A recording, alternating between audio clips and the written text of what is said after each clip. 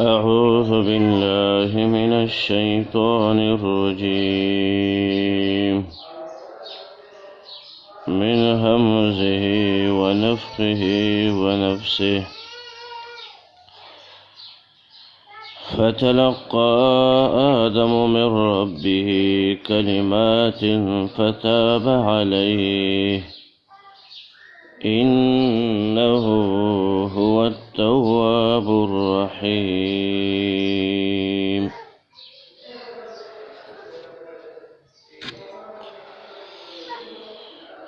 واقعا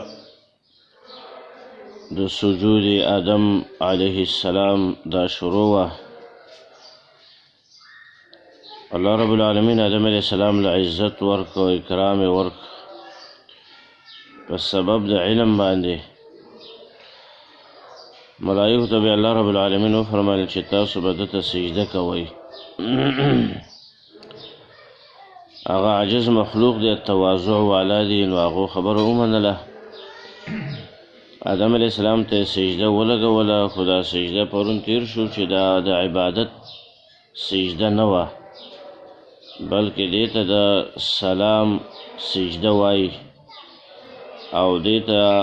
د اکرام او د عزت سجده وایي. دغه ورته وکړله، ابلیس راولګېد او هغه انکار وکړ چې زه سجده ورته نه کومه،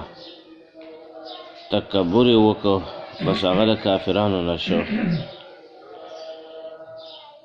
بیا الله رب العالمین آدم علیه السلام او د هغه بیبي هغه دواړه جنت ته داخل کړه او ورته وویل جنت کې به تاسو خوراک څښاک کوئ او خاص یوه ونه ورته وروښودله چې هغې ته به نه نږدې کېږئ، که نه بیا به ظالمانو له حساب شئ. شیطان راولګېده، دشمن دی، حسد او کینه یې په زړه کې ده د آدم علیه السلام سره او دارنګې د اوس د ټولو انسانانو سره. هغه آدم علیه السلام چې کله راوته،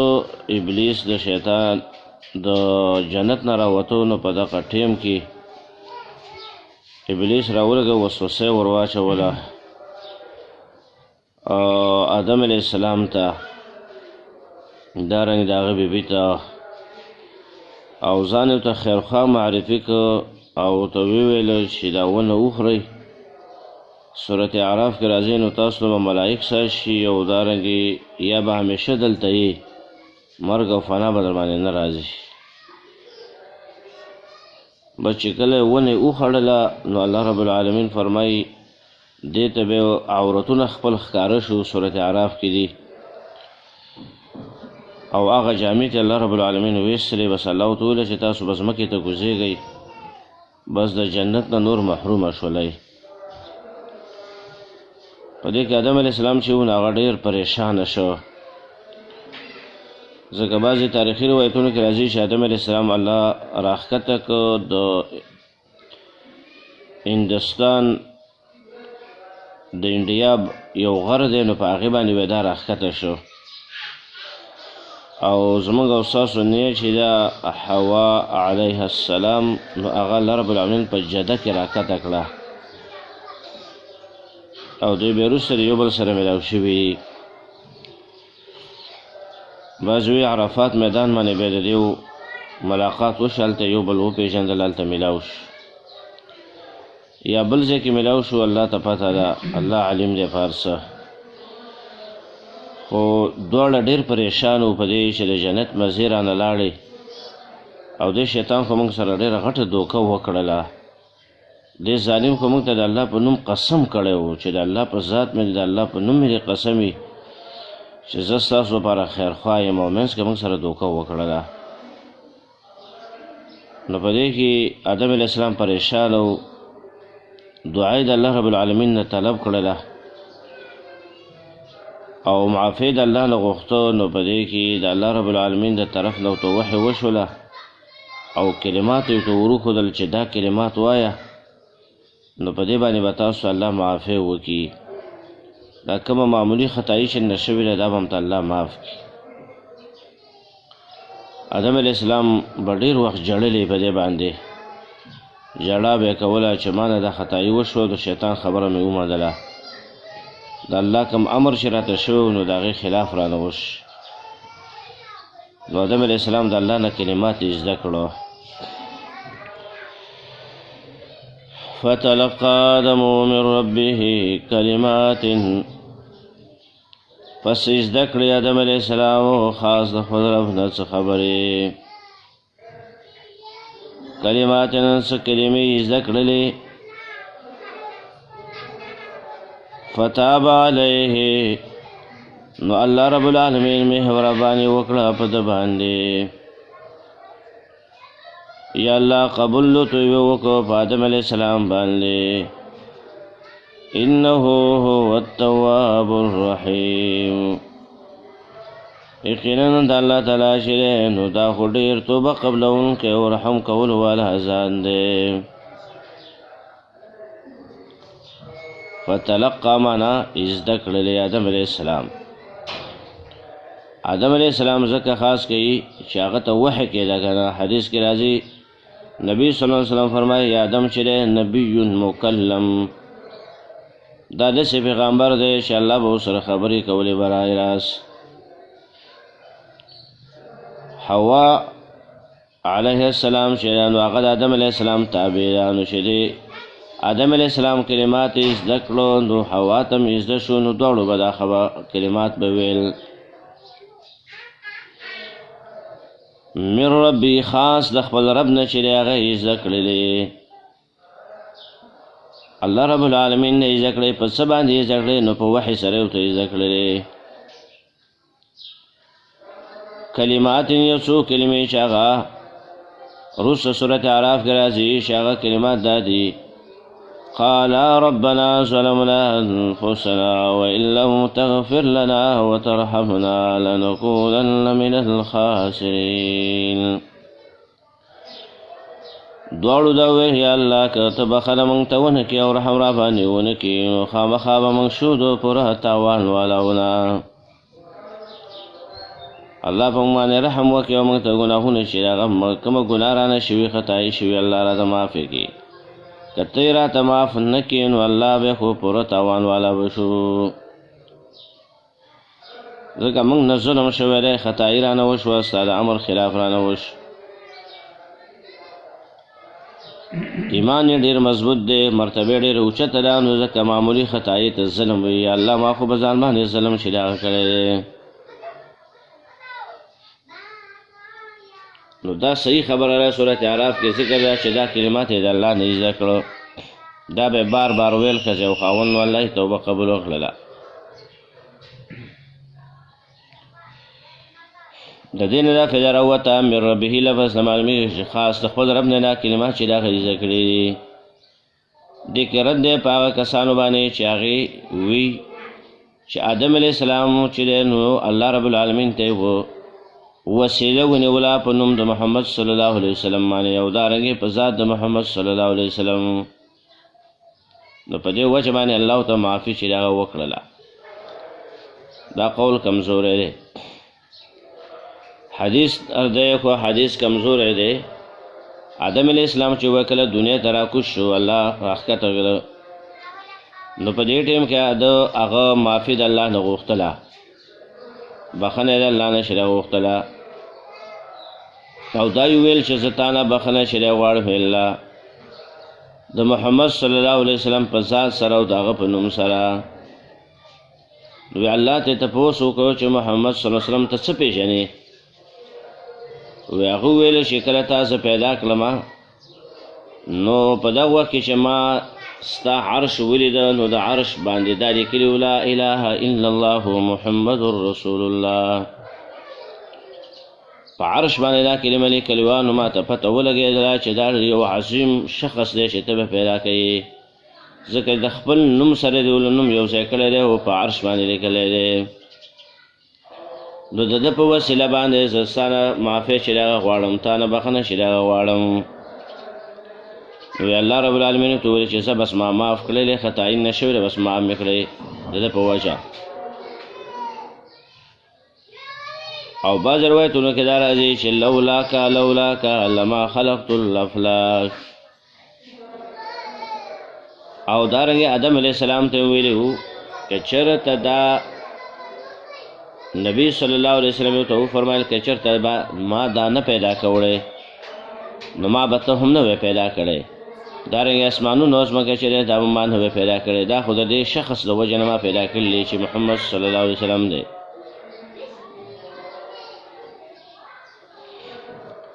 او بعضو دغه حدیث جوړ کړی دی د ځان نه، لولاک لما خلقت الافلاک، که چېرته ته نه وی نبی نو ما به د افلاک او اسمانونو او ځمکه او کائنات به مې نه وی پیدا کړی. لیکن علما وی دا دواړه روایتونه چې دي نو دا موضوع دي. اول روایت چې دی دا کمزوری دی د وسیلې والا، په عرش باندې دغه کلمه لیکلې وه او ده پرې وسیله ونیوله، د رسول الله اسلام په نوم باندې وسیله او د هغه په ذات باندې وسیلې ونیوله. دا روایت دا ضعیف دی او بعضوی دا موضوعي دی. عبدالرحمن ابن زید ابن اسلم راوی پکې دی او دا ضعیف راوی دی. او دارنګې د ظاهر د قرآن نم دا روایت چې دا خلاف دی، ځکه اسمانونه او ځمکه پیدایشي کله الله ذکر کوي نو هغې سره وایي بالحق، د حق دپاره ما دا پیدا کړي دي او د ښکاره کولو د حق دپاره چې مسله د توحید ده، د دې دپاره الله رب العالمین اسمانونه او ځمکه پیدا کړي دي، د عدل لپاره پیدا کړي دي. دغه وجه نه ده ښودلې چې د نبي صلی الله علیه وسلم د ذات د وجې نه الله دا پیدا کړي دي. نبی صلی الله علیه وسلم په ذات باندې وسیلې نیول جایز نه دي چې سړی د هغه په نوم باندې یا د هغه په ذات باندې الله ته وسیله چې د هغه نیسي، بلکې الله رب العالمین ته به موږ وسیله په خپل اعمالو باندې نیسو، په خپل فقر او احتیاج باندې به الله ته وسیله نیسو. دویم چې الله ته وسیله نیسو وروسته خپل ځای کې راځي نو د الله په نومونو باندې الله ته وسیله نیسو. فتاب علیه نو الله تعالی مهرباني وکړه په ده باندې. تاب یتوبو په معنی د رجوع سره راځي، الرجوع عن المعصیة الى الطاعة دې ته وایي توبه، رجوع کول د ګناه نه طاعت ته. یو سړی ګناه چې هغه پرېږدي او طاعت طرف ته چې هغه لاړ شي نو دې ته وایي فتابه. تابه فلان لانکی توبه وی سلمانه د ګناه نه رجوع وکړه او طاعت طرف ته چې هغه لاړ، طاعت یې شروع د الله.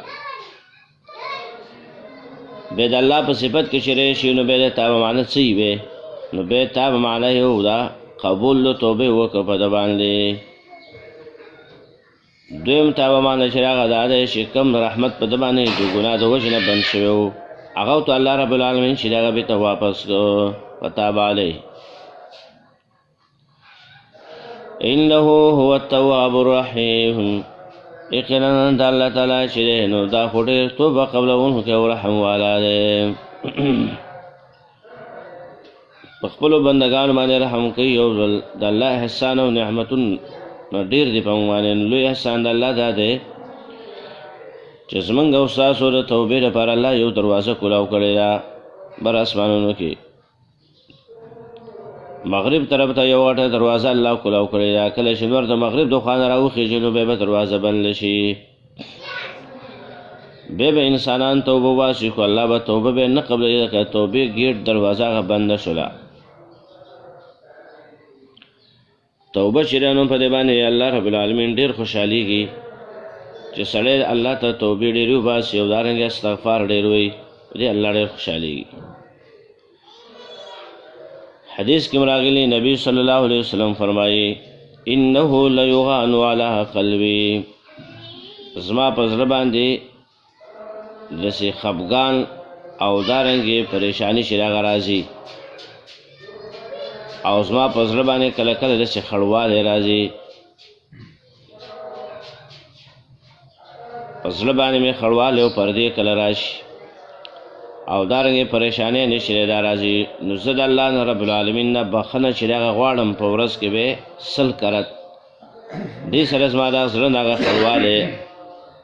او دارنګې کوم هغه غشیان وغیره چې پرې راغلی، کوم پریشانۍ نه په دې زړه کې چې هغه راغلي نو هغه الله رب العالمین د دې استغفار په وجو باندې ختم کړي. نو چې رسول الله صلی الله علیه وسلم د ګناه نه بالکل صفا انسان دی نو هغه په ورځ کې 100 کرته استغفار غواړي، بخښنه الله نه غواړي، توبه الله ته وباسي. موږ خو ډېر ګناهګار یو نو موږ له خو ډېره پکار ده چې هر ټیم باندې سړی د الله نه بخښنه غواړي استغفر الله واتوب الیه. دارنګه حدیث ترمذی کې راغلی دی استغفر الله الذي لا اله الا هو الحي القيوم واتوب الیه. وګوره استغفار به ده فتاب علی به دا خبرم ایزه کول پکار دی چې توبه څه ته ویل کېږي. علما وایي د توبې لپاره یو 3 شرطونه مهم دي. 3 شرطونه ډېر انسانانو په ذهن کې دا راځي چې توبه څه ته وي، یاره بس غوږونه ونیسه او رای کاږه. غوږونه کله عدل بدل چې دغه ونیسي رای کاږي، یاره بس توبه مې ده بیا به دا کار نه کوم. نه نه، د توبې شرطونه دي قرآن او حدیث نه معلوم دي. یو د توبې لپاره شرط چې هغه دا دی چې الندم خپېمانتیا، چې کومه ګناه موږ او تاسو نه شوي نو په هغه ګناه به خپېمانه شو. سړی زنانۍ توبه الله توبه سي نو د لپاره شرط دا دی چې مخکې کومه ګناه یې کړې ده که نه مخکې، نو په دغه ګناه باندې به خپېمانه شي چې یا الله دا ګناه به ما ولې کوله، ستا د عظمت خلاف مې کړی دی او دارنګې ستا د ادب خلاف رانه شوی دی،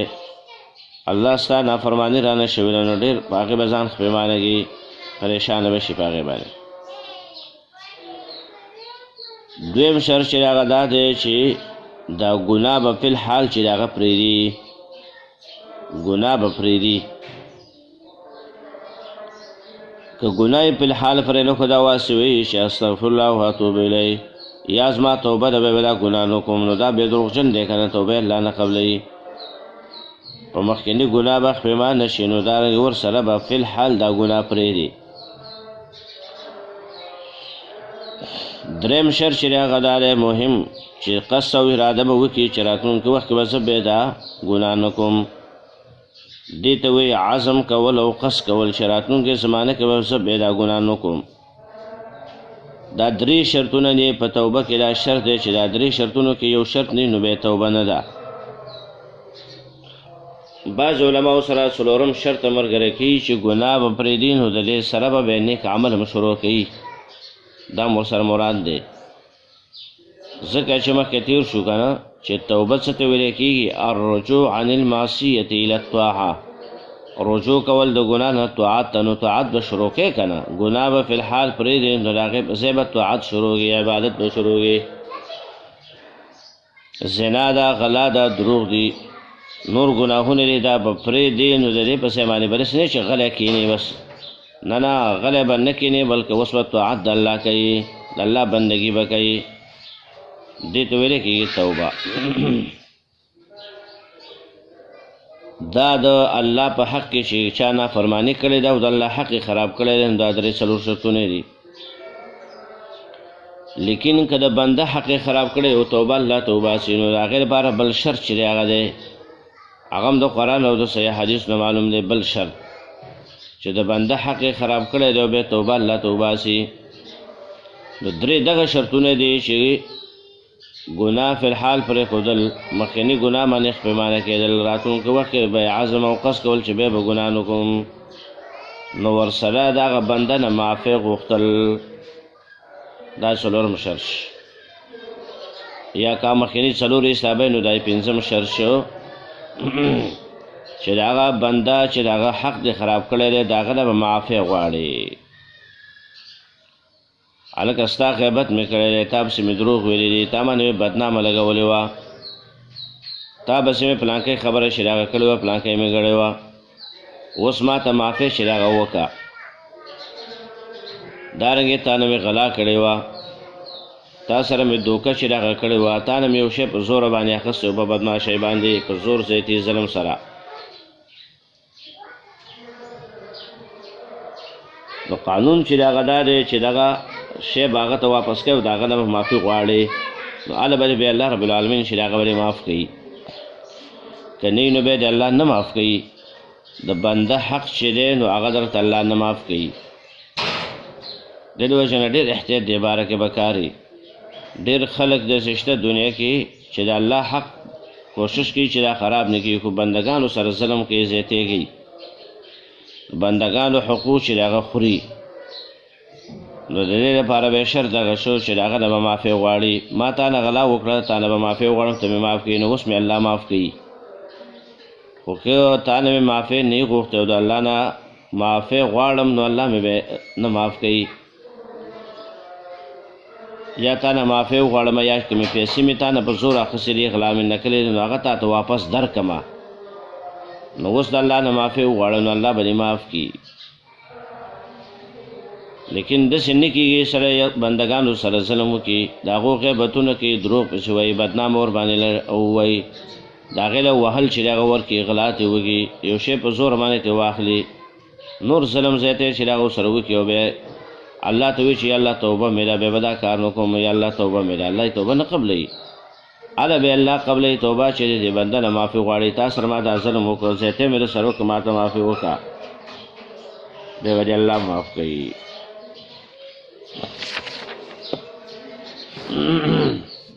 قل اهبطوا منها جميعا فإما يأتينكم مني هدى فمن تبع هدايا فلا خوف عليهم ولا هم يحزنون. اوس الله رب العالمین به وي چې تاسو به د جنت نه کوزیږئ، داسې به نه وي چې بس په دې جنت کې به تاسو اوسئ، بلکې ګناه خطایي نه وشوله نو اوس د جنت نه کوشئ.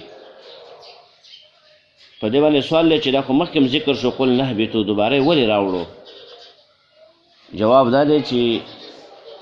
زمونږ بعضې مشایخ هغو به دا معنی کوله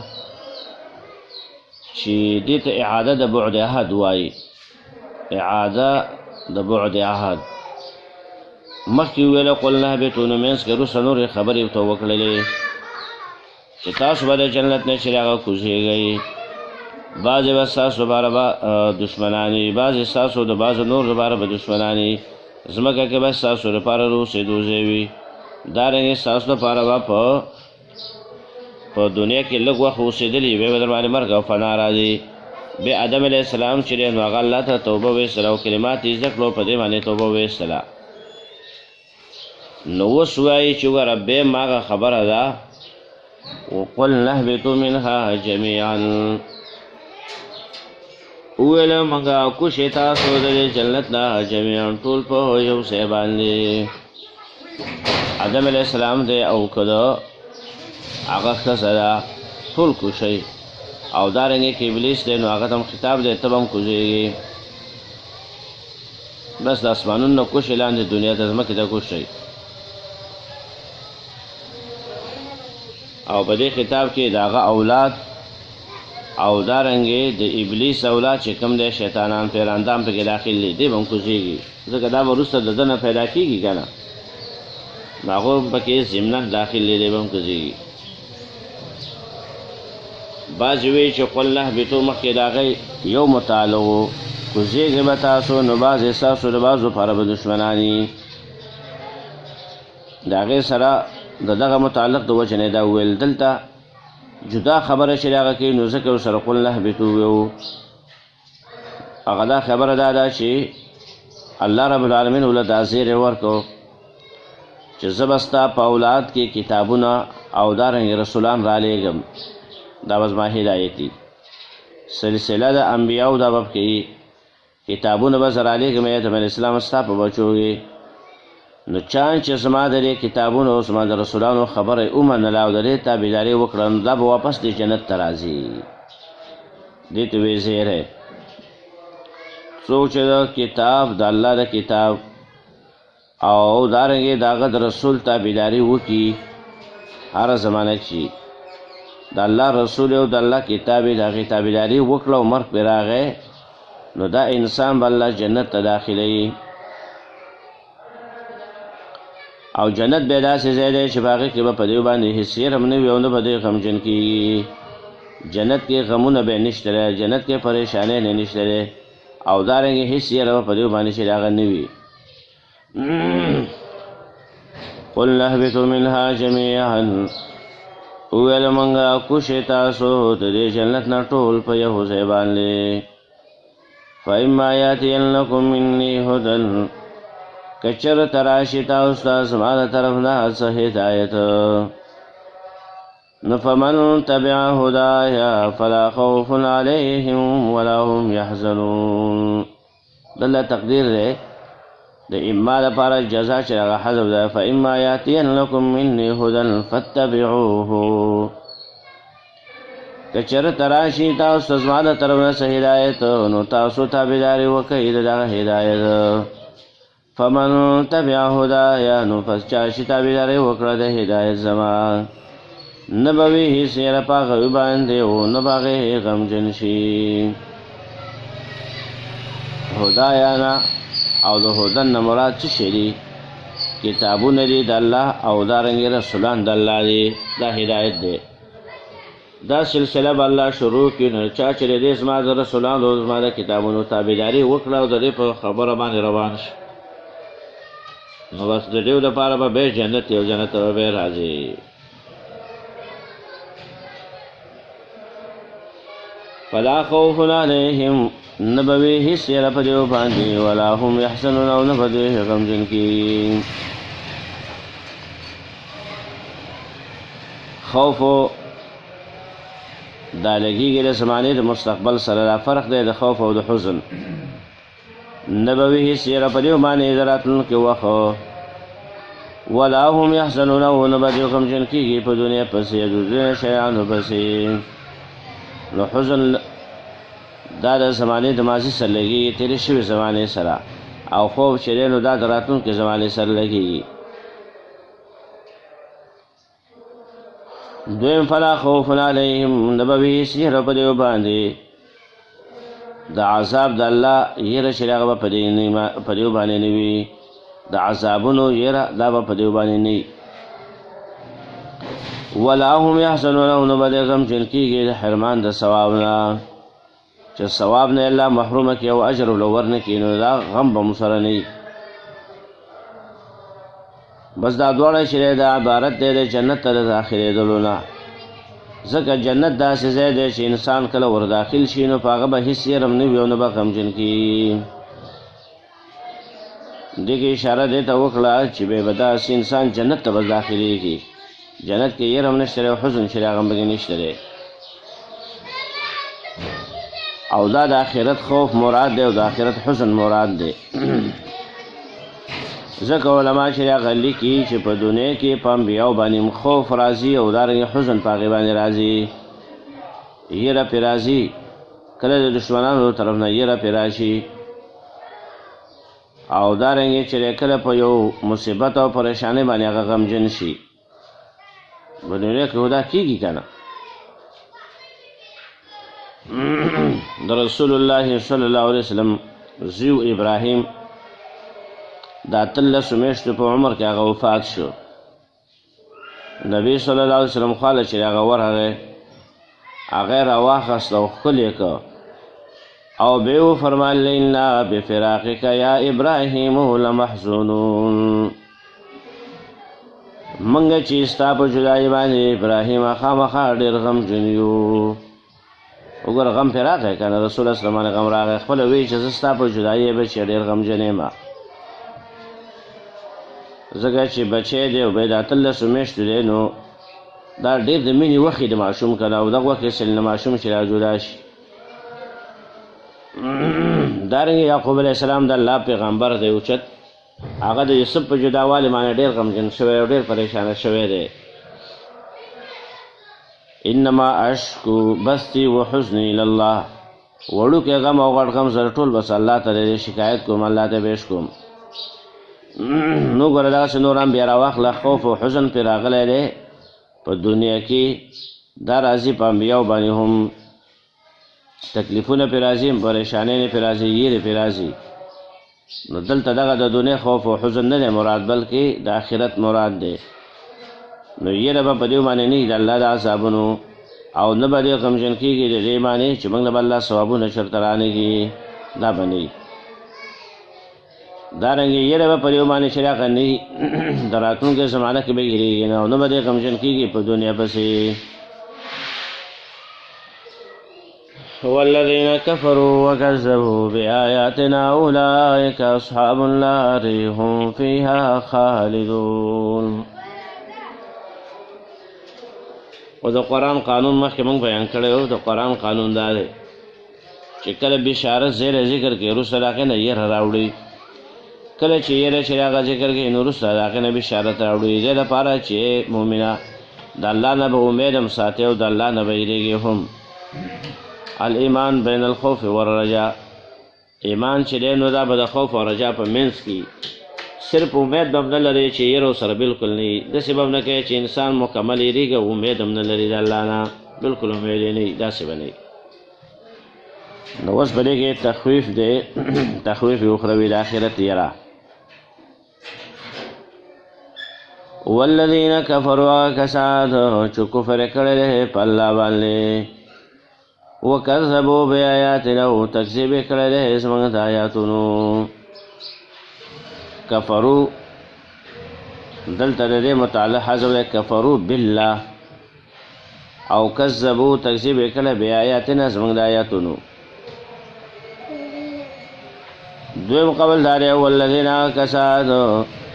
کفرو چې کفر یې کړی دی په زړه سره، وکذبوا بآیاتنا او تکذیب یې کړی دی زموږ د آیاتونو په ژبه باندې.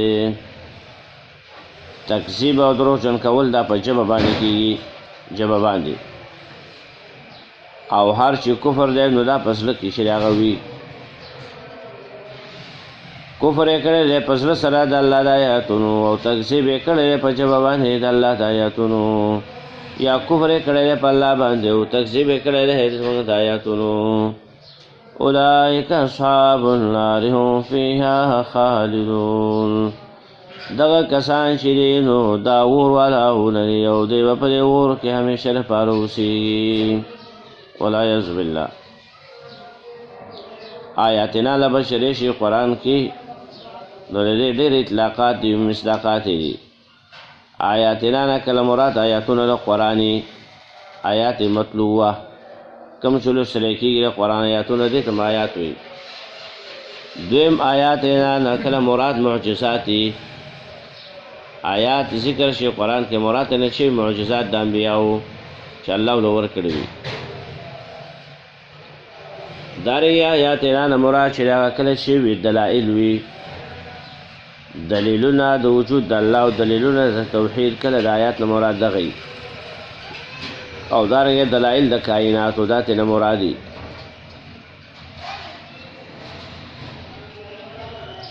اولئک دغه کسان چې اصحاب النار دا اور والاونه دي. اصحاب النار معنا لفظي معنا دا چې دا د اور سره لازم دي. هم فیها خالدون،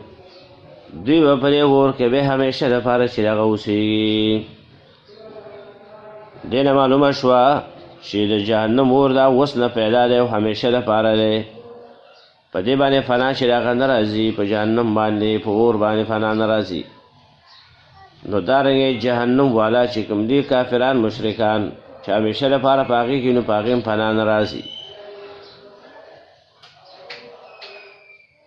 لکه څنګه چې جنت چې دی دا به همیشه وي جنت، نو دارنګه د جنت نعمتونه به همیشه وي. نو جنت ته چې کوم کسان لاړ شي نو دا به همیشه وي، په هغې باندې هم څه فنا چې هغه نه راځي، دا به نه ختمېږي. یا بنی اسرائیل اذکروا نعمتی التي انعمت علیکم واوفوا بعهدی اوفی بعهدکم وایایا فارهبون. د دې ځای وروسته اوس خاص خطابات چې هغه ذکر کوي بني اسرائیلو ته، پس د خطاب عام نه چې مخکې عام خطاب و یا ایها الناس اعبدوا، ای خلکو تاسو بندګي خاص وکړئ د خپل رب. دې بندګۍ له موږ او تاسو الله پیدا کړي، خاص بندګي د رب کوئ، بل چا مه کوئ. اوس چې دی نو اوس خاص خطاب کوي بني اسرائیلو ته چې ای بني اسرائیلو تاسو هم د الله بندګي وکړئ، ایمان چې دی هغه راوړئ. مقصد پر آیاتونو پر خطاب کې ویل شوی دی ترغیب ورکړی دی او امر کوي دی ته په ایمان راوړلو، چې ایمان تاسو راوړئ په څه باندې؟ په توحید سره. ځکه هغه ایمان به معتبر وي چې په هغې کې توحید د الله یووالي مسله پکې وي، د الله د یووالي عقیده پکې وي که دا نه نو اس ایمان هغې له اعتبار نشته دی آمنا خو منافقان هم کوو که نه دارنګې مشرکان هم وایي کلمه وایي خو لیکن دغې له اعتبار نشته دی نو دیو ته امر کوي او ترغیب ورکوي بني اسرائیلو ته د څه د ایمان بالتوحید سره دویم امر کوي دیو ته په ایمان راوړلو سره په رسول باندې آخري رسول باندې قرآن باندې ایمان راوړئ نو دې ته وایي خاص خطاب پس د خطاب عام نه د پاره د څه د امر کولو دیو ته په ایمان بالتوحید سره او دارنګې ایمان راوړل په آخري رسول ایمان راوړل په قرآن باندې دا وکړئ په دې باندې ته الله امر کوي یا بني اسرائیل لا خطاب چې دی دارنګې ربط دا دی ربط مناسبت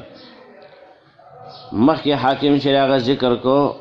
حاکم اعلی چې هغې ته وی آدم علیه السلام دا به د ځمکې حاکم و خلیفه و اوس الله رب العالمین ذکر کوي د هغه د اولاد نه کسان چې هغو له الله خلافت ورکړی و اول خلافت کو الله آدم علیه السلام له ورکړو خو لیکن د هغه د اولاد نه بیا هغه کسان ذکر کوي چې هغو له الله رب العالمین به خلافت ورکړی و چې هغې ته وایي بني اسرائیل یا بني اسرائیل دا خطاب په قرآن کریم کې چې د الله د طرف نه دا خطاب راغلی 4 کرت دی 3 کرت الله رب العالمین په دې صورت کې راوړی دی 3 کرت او 1 کرت په صورت طه کې به الله ذکر کوي یا بني اسرائیل دارنګې د عیسی علیه السلام طرف نه هم کله یا بني اسرائیل خطابات کله کله کېږي لیکن دا خطاب د الله د طرف نه 4 کرت چې هغه شوی دی بنی اسرائیل اے بچو دو یعقوب علیہ السلام اسرائیل نوم چې دی نو دا نوم دی د یعقوب علیہ السلام د یعقوب علیہ السلام 12 زامنو نو د هر زامن د زوی نه الله رب العالمین یو خاندان ورکړی د یو زوی نه یو خاندان به جوړ شوی نو 12 خاندانونه د دې نه جوړ شوي دې ته وایي بني اسرائیل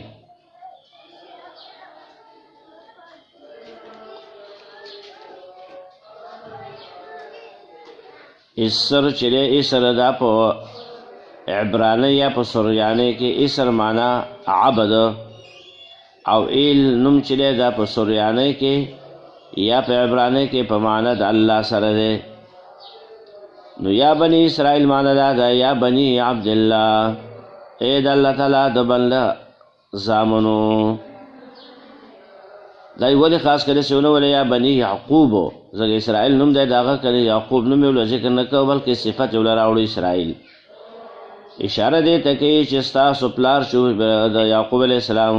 هغه خو د الله بندګي کړې وه په یا ایها الناس اعبدوا مسله باندې عمل کړی و د الله بندګي کړې وه یوازې توحید فی العبادت پکې و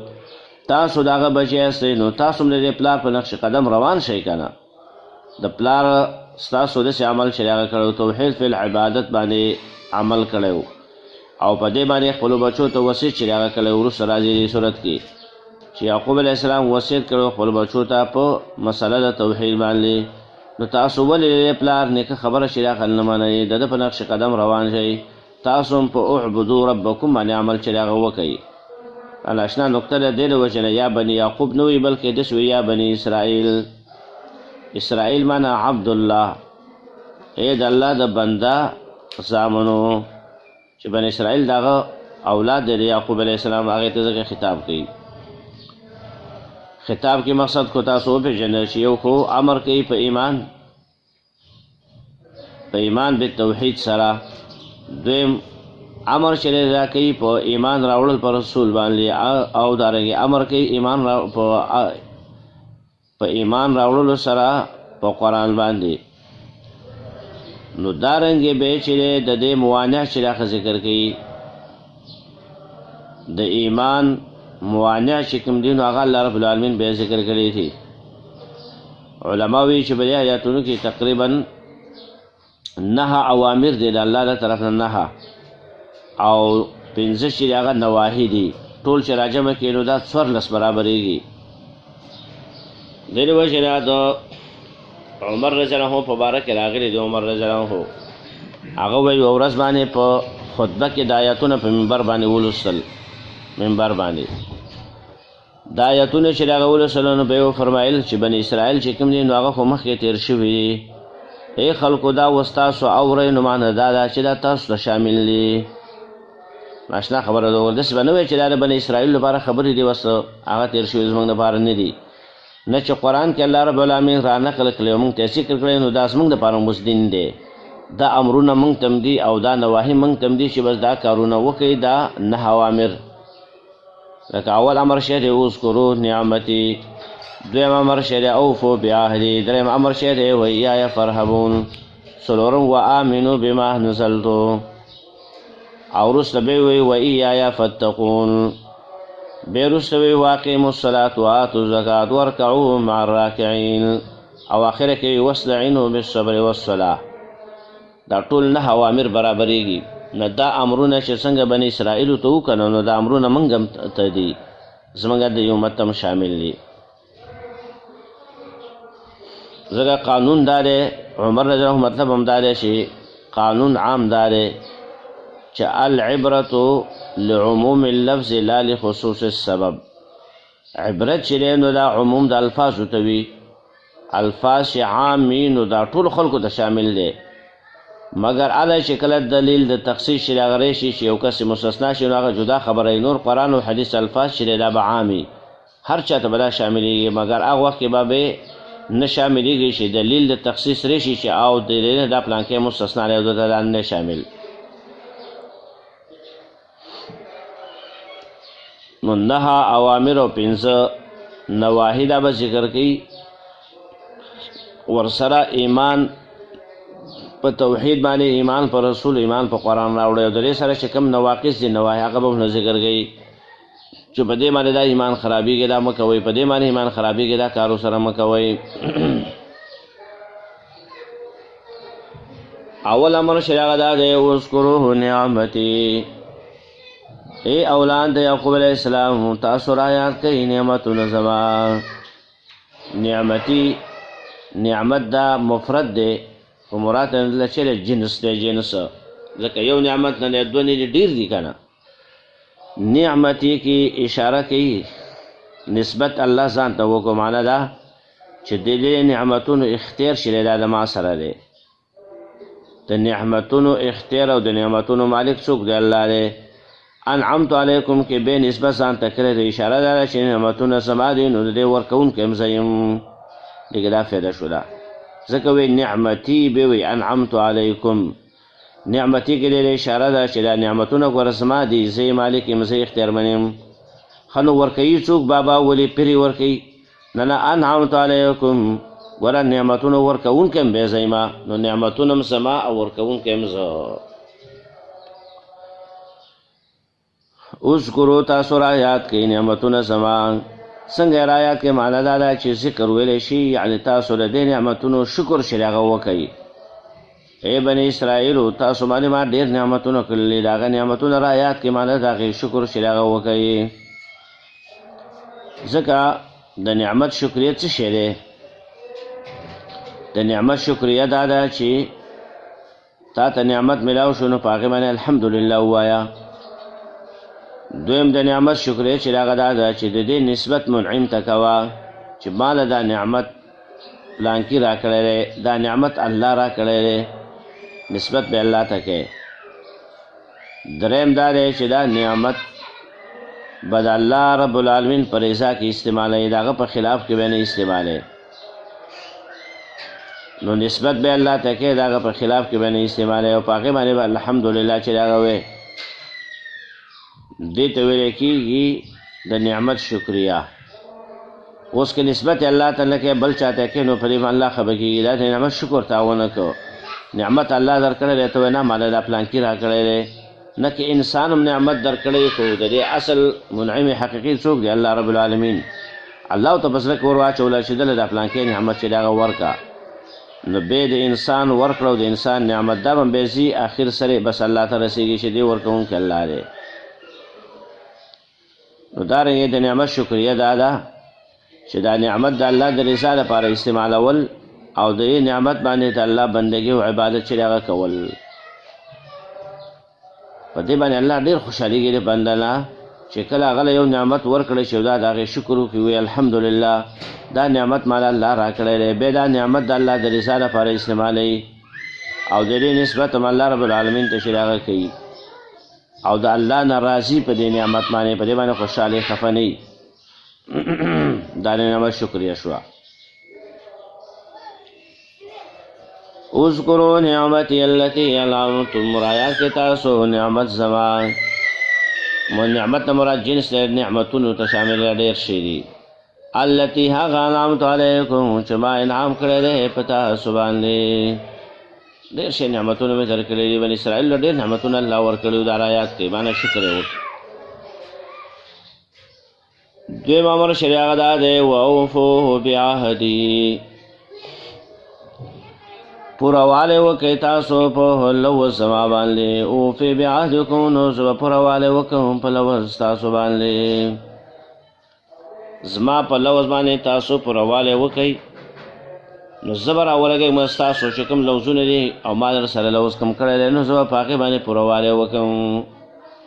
بعهد معنی هغه لوزونه چې تاسو له ما سره کړي دي او ما نه کوم لوزونه اخیستي دي نو په هغې پورواله وکړئ. زه به راولګېږم تاسو سره چې ما کوم لوزونه کړي دي نو په هغې باندې به زه تاسو سره پوروالی وکړم. اوس ډېر انسانان دنیا کې داسې دي که نه چې هغه د الله بندګي نه کوي د الله عبادت نه کوي د نعمت شکریه چې هغه نه کوي او د الله رب العالمین نه خفه یي پاروا کوي چې مال الله دا نعمت نه راکوي مان الله دا مصیبت نه لرې کوي ما سره الله دا کړی دی او دا کړی دی بس مصیبتونه او پریشانۍ نه شماري. نه نه دا نعمتونه به تا ته ملاویږي چې ته خو د الله په لوزونه اول پوروالی وکړه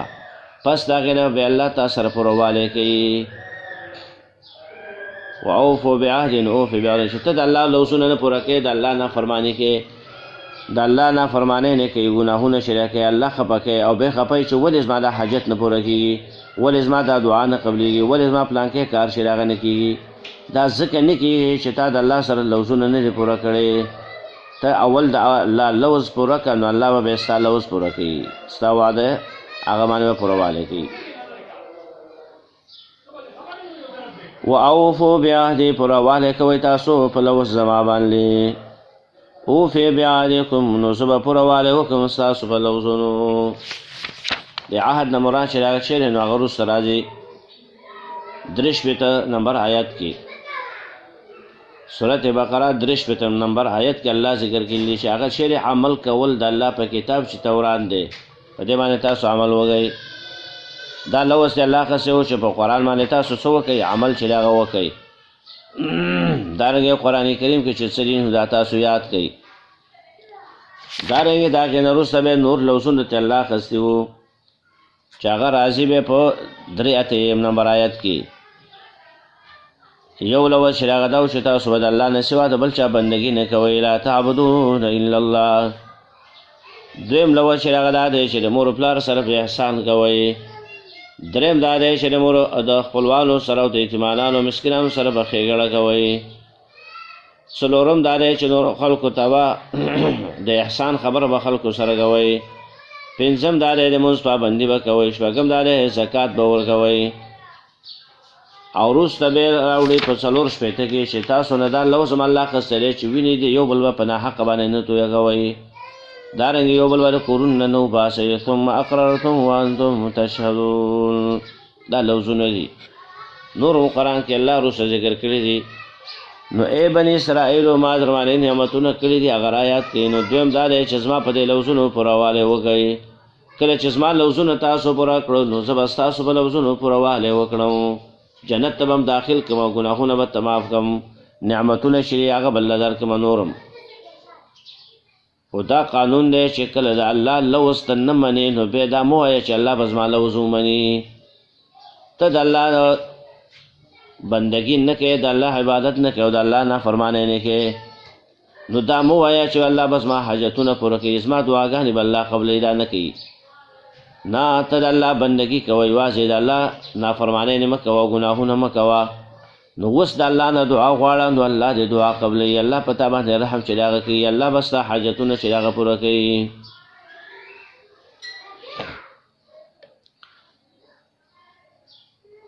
اوفی بعهدکم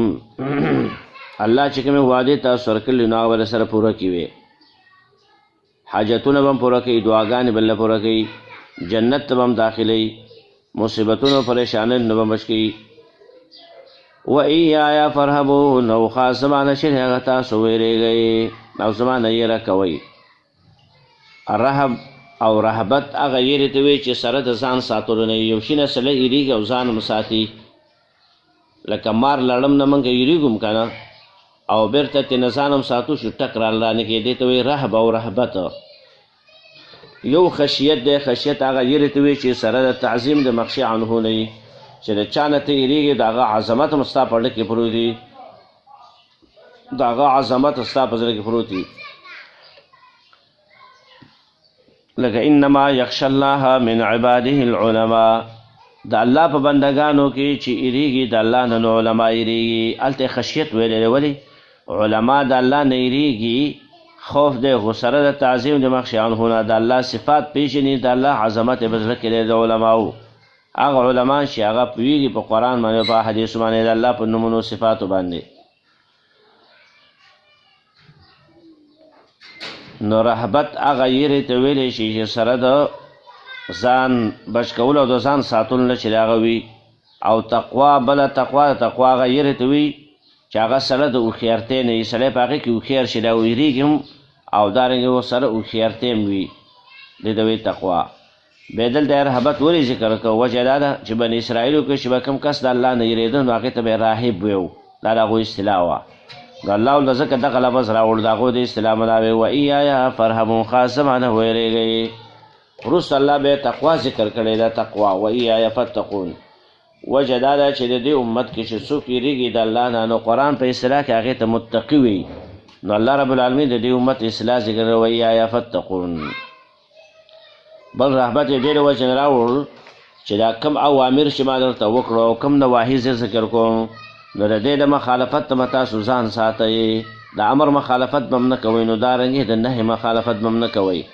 نو ځکه یې رهبت راوړ هغه یېره چې سره د ځان ساتلو نه وي د هغه یو شي نه سړی ځان ساتي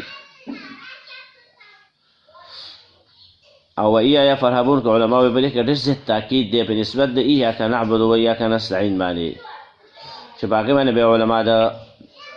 نحو او علما د عربیت په هغې باندې بیا پوهېږي وآمنوا بما نزلت مصدقا لما معكم ولا تكونوا أول كافر به ولا تشتروا بآياتي ثمنا قليلا وإياي فاتقون فدې کې اوس الله رب العالمین یو امر شریعه ذکر کوي آمنو دو نواهی ذکر کړي دي ولا تكون اول کافر به دویم نهی ولا تشتروا بآیاته ثمنا قلیلا نو دویم امر ما الله ذکر کړی دی و ایایا فتقون دې ته وی دو اوامر او دو نواهی په آیت کې الله ذکر کړي اوس اول امر دا د ایمان راوړی تاسو په هغه کتاب باندې چې ما نازل کړی دی تصدیق کوونکی دی د هغه کتابونو چې د تاسو سره کوم موجود دي چې هغه تورات د انجیل دی و آمنو ایمان راوړی دې کې وی ایمان په څه باندې راوړی معنی ایمان راوړی په آخر رسول باندې بل دا دی چې ایمان راوړی په هغه کتاب باندې چې الله په دې رسول باندې را لېږلی دی چې هغه قرآن دی دې کې وی امر کول په ایمان باندې کو ایمان بالقرآن او ایمان بالرسول ای بني اسرائیلو په دې باندې ایمان چې هغه راوړی توحید ومنئ د الله بندګي واضح کوئ نو ورسره ایمان په قرآن او په آخر رسول باندې راوړئ بما هغه کتاب انزلتو دین مراد شرع قرآن اکثر مفسرین وایي بعض وی مراد نه تورات دی لیکن قول کمزور دی بما انزلتو ویل دې کې اشاره ده قرآن او حدیث دواړو ده ځکه صحیح حدیث دا هم د الله وحی ده او قرآن چې دی دا وحی مطلوب ده دا هم وحی ده په دې باندې تاسو ایمان چې دغه راوړئ دواړه الله نازل کړي دي قرآن او صحیح حدیث مصدقا لما معکم تصدیق کوونکی دی دا کتاب مصدقا دا حال دی یا خود انزلتو د ضمیر نه په داسې حال کې چې زه تصدیق کوونکی یم د هغه کتابونو چې د تاسو سره دي دویم دا دی چې دا حال دی د انزلتو د ضمیر نه حال دی چې اصل کې ضمیر د مفعول حذف دی الله بما انزلته نو بیا دا صفت دی د قرآن چې تصدیق کوونکی دی دا قرآن د هغه کتابونو چې د تاسو سره دي چې هغه تورات او انجیل تصدیق څه معنا یو خو تصدیق په معنا د تاکید سره دی دا د قرآن په دغه کې ډېر کرت راغلی دی تقریبا 11 کرت د قرآن په صفت کې راغلی دی مصدقا لما معکم تصدیق معنا چې هغه دا دی چې قرآن کې دا شته دی چې موسی علیه السلام دی او که عیسی علیه السلام دی دا د الله حق پیغمبران دي دارنګې په قرآن کې دا شته دی چې تورات دا د الله کتاب دی په موسی علیه السلام باندې نازل و انجیل چې دی دا هم د الله کتاب و دا په عیسی علیه السلام باندې نازل و نو ګوره قرآن داسې کتاب دی چې تصدیق کوونکی دی د هغه کتابونو چې د تاسو سره دي ستاسو د کتابونو تاکید چې دی هغه کوي تاکید دغه یادوي چې د عیسی علیه السلام او د موسی علیه السلام د هغې خبره په قرآن کې ذکر ده د هغې د کتابونو تذکره قرآن کړې ده نو ولې تاسو په دې باندې ایمان نه راوړئ دا خو ستاسو د کتاب سره موافق کتاب دی د قرآن دویم دا دی چې مصدقا معنا دا ده چې په تورات کې په انجیل کې الله رب العالمین د رسول الله صلی الله علیه وسلم صفات ذکر کړي د هغې د صحابو صفات ذکر کړي نو دا قرآن راغی او دغه نبی الله رب العالمین چې هغه راولېږه نو دې سره ستاسو د کتاب تصدیق چې هغه وشو وجه دا ده چې په تورات انجیل کې چې کوم صفات ذکر و د قرآن دارنګې د نبی او د صحابو نو دې قرآن کریم او تصدیق وکړه ستاسو د کتاب یو قرآن تصدیق وکړه ستاسو د کتاب دغه نبی هم راغی او بس وحی چې دغه هم پرې راغله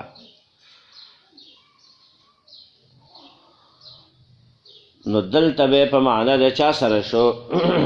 مصدقا معنا دا ده چې دا تایید کوونکی دی د هغې تصدیق په معنا د تایید سره چې هغه راځي ځکه چې په تورات انجیل کې د نبي صلی الله علیه وسلم پیشنګیان او صفات ذکر وو قرآن چې هغه راغی نبی صلی الله علیه وسلم الله راولېږلو دې قرآن تصدیق وکړو د هغه خبرو چې په تورات او په انجیل کې الله پیشنګویانې ورکړي وو کوم صفات یې د نبي او د صحابو ذکر کړي وو هغه سره راغله که نه دا تایید یې وکړ درې مصدق چې دی دا کله په معنا د موافق سره راځي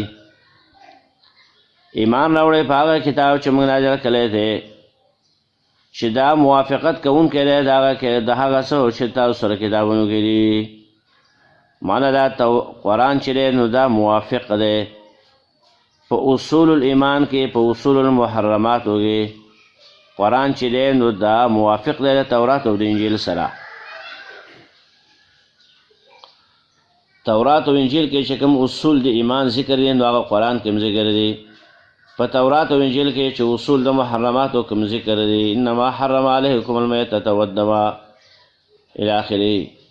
دغه اصول د محرماتو چې دي نو دا په قرآن کې هم ذکر دي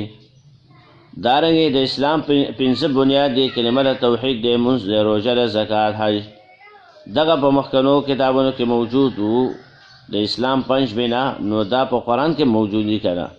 نو دا قرآن موافق دی د هغه خبرو چې تاسو سره موجود دي په دغه خپلو کتابونو کې نو دا تصدیق درېیمه معنا شو لما معکم نه دا معلومیږي چې په وخت د نزول د قرآن کې دی سره اصل نسخې د تورات او د انجیل موجودې وي اگر که تحریف معنوي پکې کوو لیکن اصل نسخې سره موجودې وي چې تحریف لفظي نه خالی وي وروسته پکې به تحریفونه لفظي چې د هغه هم پکې کړي دي تورات او انجیل نو دې ته وی امر کول په ایمان په رسول او په قرآن باندې راوړل اوس نهي ذکر کوي ولا تکونو اول کافر به او مکیږي تاسو اول کفر کوونکي په دې باندې په دې قرآن باندې به ضمیر چې دا راجع دی انزلتو هغه ضمیر ته راجع دی مراد نشي دی قرآن مکیږي تاسو اول کفر کوونکي په ما انزلتو باندې یا مکیږي تاسو اول کفر کوونکي په دې قرآن باندې په دې باندې هغه مهم اشکال دی اشکال دا دی چې اول کفر کوونکي په قرآن باندې دا خو مکی والو مکه کې الله رب العالمین رسول راولېږه او دارنګې دغه راولې قرآن نو اول کفر کوونکي په دې باندې مشرکان د مکې وو بیا خو رسول الله صلی الله علیه وسلم مدینې ته هجرت وکړ او دلته یهود چې د مدینه کې یو ګیر چاپېر د مدینې د یهود آباد وو نږدې علاقو کې د مدینې سره یهودیان آباد وو نو دې یهودیانو ته الله وایي دا بني اسرائیل دی که نو ورته وایي تاسو اول کفر کوونکي په دې قرآن مه کېږئ نو اول کفر کوونکي خو دې نه دي که نه مکې کافران دي څنګه دې ورته داسې وایي دویم سوال چې هغه دا دی چې دلته وایي تاسو اول کفر کوونکي په دې باندې مه کېږئ د دې نو که ظاهره که دا معلومه شوه که اول ځل کفر مه کوئ که په دویم ځل باندې کفر کوئ نو خیر دی آیت ته سوچ دی که نه اول ځل په کفر مه کوه نو خیر دی که دویم ځل په کفر کوئ دریم ځل په کفر کوئ نو بیا خیر دی خو اول ځل سره مه کوئ او دا معنی خو نه ده دلته چې اول ځل کفر مه کوه که بیا کوئ خیر دی نو ځینې مفسرین جوابونه کوي یو جواب خو دا دی د اول اعتراض ولا تکونو مکیږي تاسو اول کافرین به من اهل الکتاب اهل کتاب قید سره ولګوه به اشکال ختم شي مکیږي تاسو اول کفر کوونکي په دې کتاب په دې قرآن باندې د اهل کتابونه د اهل کتابونه اول کفر چې هغه مه کوئ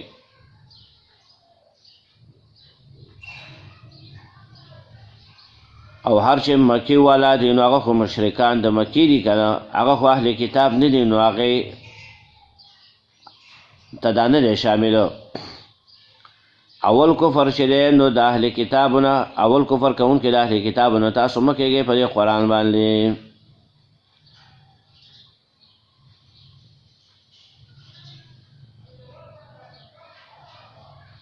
دویم اعتراض نه جواب چې هغه دا دی چې تاسو مه کې اول کفر کوونکي دلته اول چې دی په مقابل د ثاني کې نه دی اول په مقابل ثاني کې نه که دویم ځل کفر کوي او دریم ځل کې خیر دی نه دلته معنی چې هغه دا دی چې تاسو مه کېږئ اول کفر کوونکي په دې قرآن باندې معنی ده چې بې سوچ او په بې فکرۍ باندې تاسو کفر چې هغه مه کوئ دلته دا معنی ده اول په مقابل ثاني کې نه دی چې دویم ځل یې کوي دریم ځل یې کوي نو خیر دی معنی دا ده چې په بې سوچۍ باندې او په بې فکرۍ باندې تاسو کفر په قرآن مه کوئ لږ سوچ وکئ د دې په دلایلو کې سوچ چې هغه وکئ د دې په صدق او په هدایت کې سوچ چې هغه وکئ تاسو ته به پته ولګېږي چې دا د الله کتاب دی یقیني نو ایمان پرې راوړئ او داسې مه کوه چې بس وایې وړئ او دواړه بس کفر چې هغه پرې وکئ خلک چاته وایي که نه هلکه زویه بچیه خبره ته کوم خو سمدست ما له جواب مه راکوه زما په دې خبره سوچ وکړه که خبره مې غلطه وه خیر دی بې خلاف وکړه خو اول ځل ګوره خبره باندې سمدست دوار وایي چې نه منم داسې مه کوئ الله نسلم ډېری باندې چې هغه مه کښېنه چې بس نه منم نه لږ فکر وکړه لږ سوچ وکړه په دې قرآن کې نو تاسو ته پته ولګي چې دا حق کتاب دی نو ایمان پرې راوړئ دویم مطلب چې هغه دا دی ولا تکونو اول کافرین تاسو مه کېږئ اول کفر کوونکی په دې باندې معنی ده که تاسو اول کفر په دې قرآن باندې چې هغه وکړو اول نو وروسته تاسو علمای مشران وروسته کسان چې هغه به ستاسو تابعداري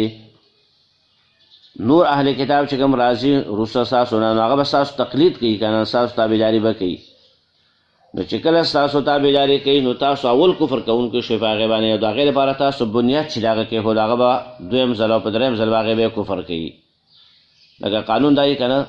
د علاقې یو مشر چې ګمراه شي نو د هغې له وجې نه د علاقې کشران چې دي نو هغه مې څه ګمراه شي د کور مشر ګمراه شي دا نور مې څه ګمراه شي که نه کور مشر چې هغه کیبل تار چې هغه کور ته ولګوي ټي وي راوړي وي سیر ولګوي نو هغې ته بس د ښځه ګوري بچیو ته ګوري کشران یي نو بس هغې مې څه ګمراهان شي ټوله ورځ به یې دغې ته ناست وي نو دلته مطلب چې هغه دا دی تاسو علما یې مشران یې که تاسو کفر وکئ نو ستاسو نه وروسته به ستاسو کشران او ستاسو مقلدین او کشران او مریدان هغې به هم بیا کفر چې هغه به د قرآن باندې وکړي نو تاسو اول کفر کوونکي شوئ ګویا کې او هغې تاسو پسې بیا په دویمه مرتبه کې کفر وکړو ستاسو د وجې نه به هغه هم بیا کفر کوي نو دلته دغه معنی مراد ده ولا تشتروا بآیاته ثمنا قلیلا دا یو ناقص د ایمان چې هغه ذکر کو چې ایمان راوړئ نو کفر مه کوئ په قرآن نو دویم چې هغه دا دی چې د الله په آیاتونو پیسې مالئ الله په آیاتونو پیسې مال څه معنا دین مه خرڅوئ په دنیا باندې ځکه چې د یو سره ایمان خرابېږي دا هم د نواقص د ایمان نه دی دویم شی دین خرڅول او دنیا اخیستل او دنیا په هغې باندې غوره کول مخکې موږ ویل چې عمر رضی الله عنه ویلي چې دا بني اسرائیل مخکې تېر شوي دي ګوره دا ایتونه تاسو ته شامل دي تاسو یې اورئ نو تاسو په دې کې داخلي نو زموږ د امت علما چې دي قارین هغه هم په دې کې داخلیږي ولا تشتروا بآیاتي تاسو مه اخلئ په آیاتونو سبا باندې ثمنا قلیلا پیسې لګي وایایا فتقون خاص زمانه ویرېږئ یره چې کوئ نو الله فرمایي خاص زمانه یره کوئ اشترا بالآیات یو مطلب خو دا دی چې آیاتي نه مراد آیاتونه د قرآن دي په دې باندې تاسو پیسې چې هغه مه اخلئ یو قول د مفسرینو دا بې آیاتي نه مراد عین آیاتونه د قرآن دي چې آیاتونه خرڅوي په دې پیسې اخلي ګوره یو د قرآن خرڅول دي نو هغه جایز دي ځکه قرآن کې آیاتونه نه خرڅېږي بلکې قرآن چې خرڅېږي نو د دې دا ګټه د دې دا کاغذ په دې باندې چې کوم محنت شوی دی او په دې چاپ باندې چې کوم خرچه راغله نو د دې قیمت تا نه اوس اخلي نو دا جایز ده او یو د قرآن آیاتونو خرڅول دي نو هغه څوک نشي خرڅولی ځکه آیاتونه چې دي نو دا کلام الله دی او کلام الله چې دی نو هغه نه خرڅېږي د هغې خرڅول څوک نشي کولی کلام الله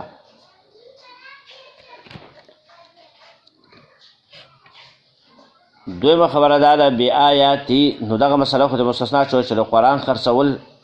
یا آیاتونه چې هغه ولیکلی شي په کاپینو کې او د هغې تفسیر چې هغه ولیکلی شي څوک یې خرڅوي نو هغه جایز ده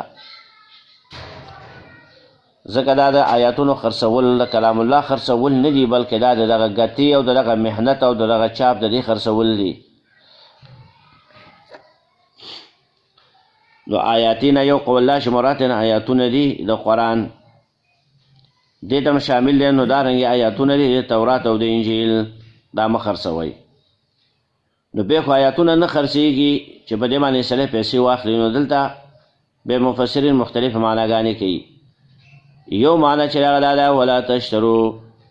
بتبدیل و بتحریف آیاتی ثمنا قلیلا مضاف حذف کوي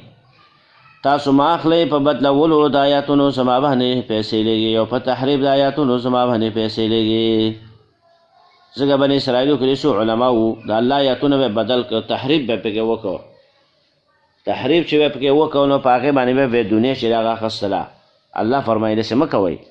زما آیاتونه دي هغې کې تاسو تحریف کوئ تبدیل پکې کوئ بدلوئ را بدلوئ او بیا په دې باندې د خلکو نه پیسې چې هغه اخلئ دویم ولا تشرو بآیاتي معنا بکتمان آیاتي تاسو ما اخلئ په پټولو د آیاتونو زما باندې پیسې لګي د الله آیاتونه دي د الله احکام دي هغه تاسو پټ کوئ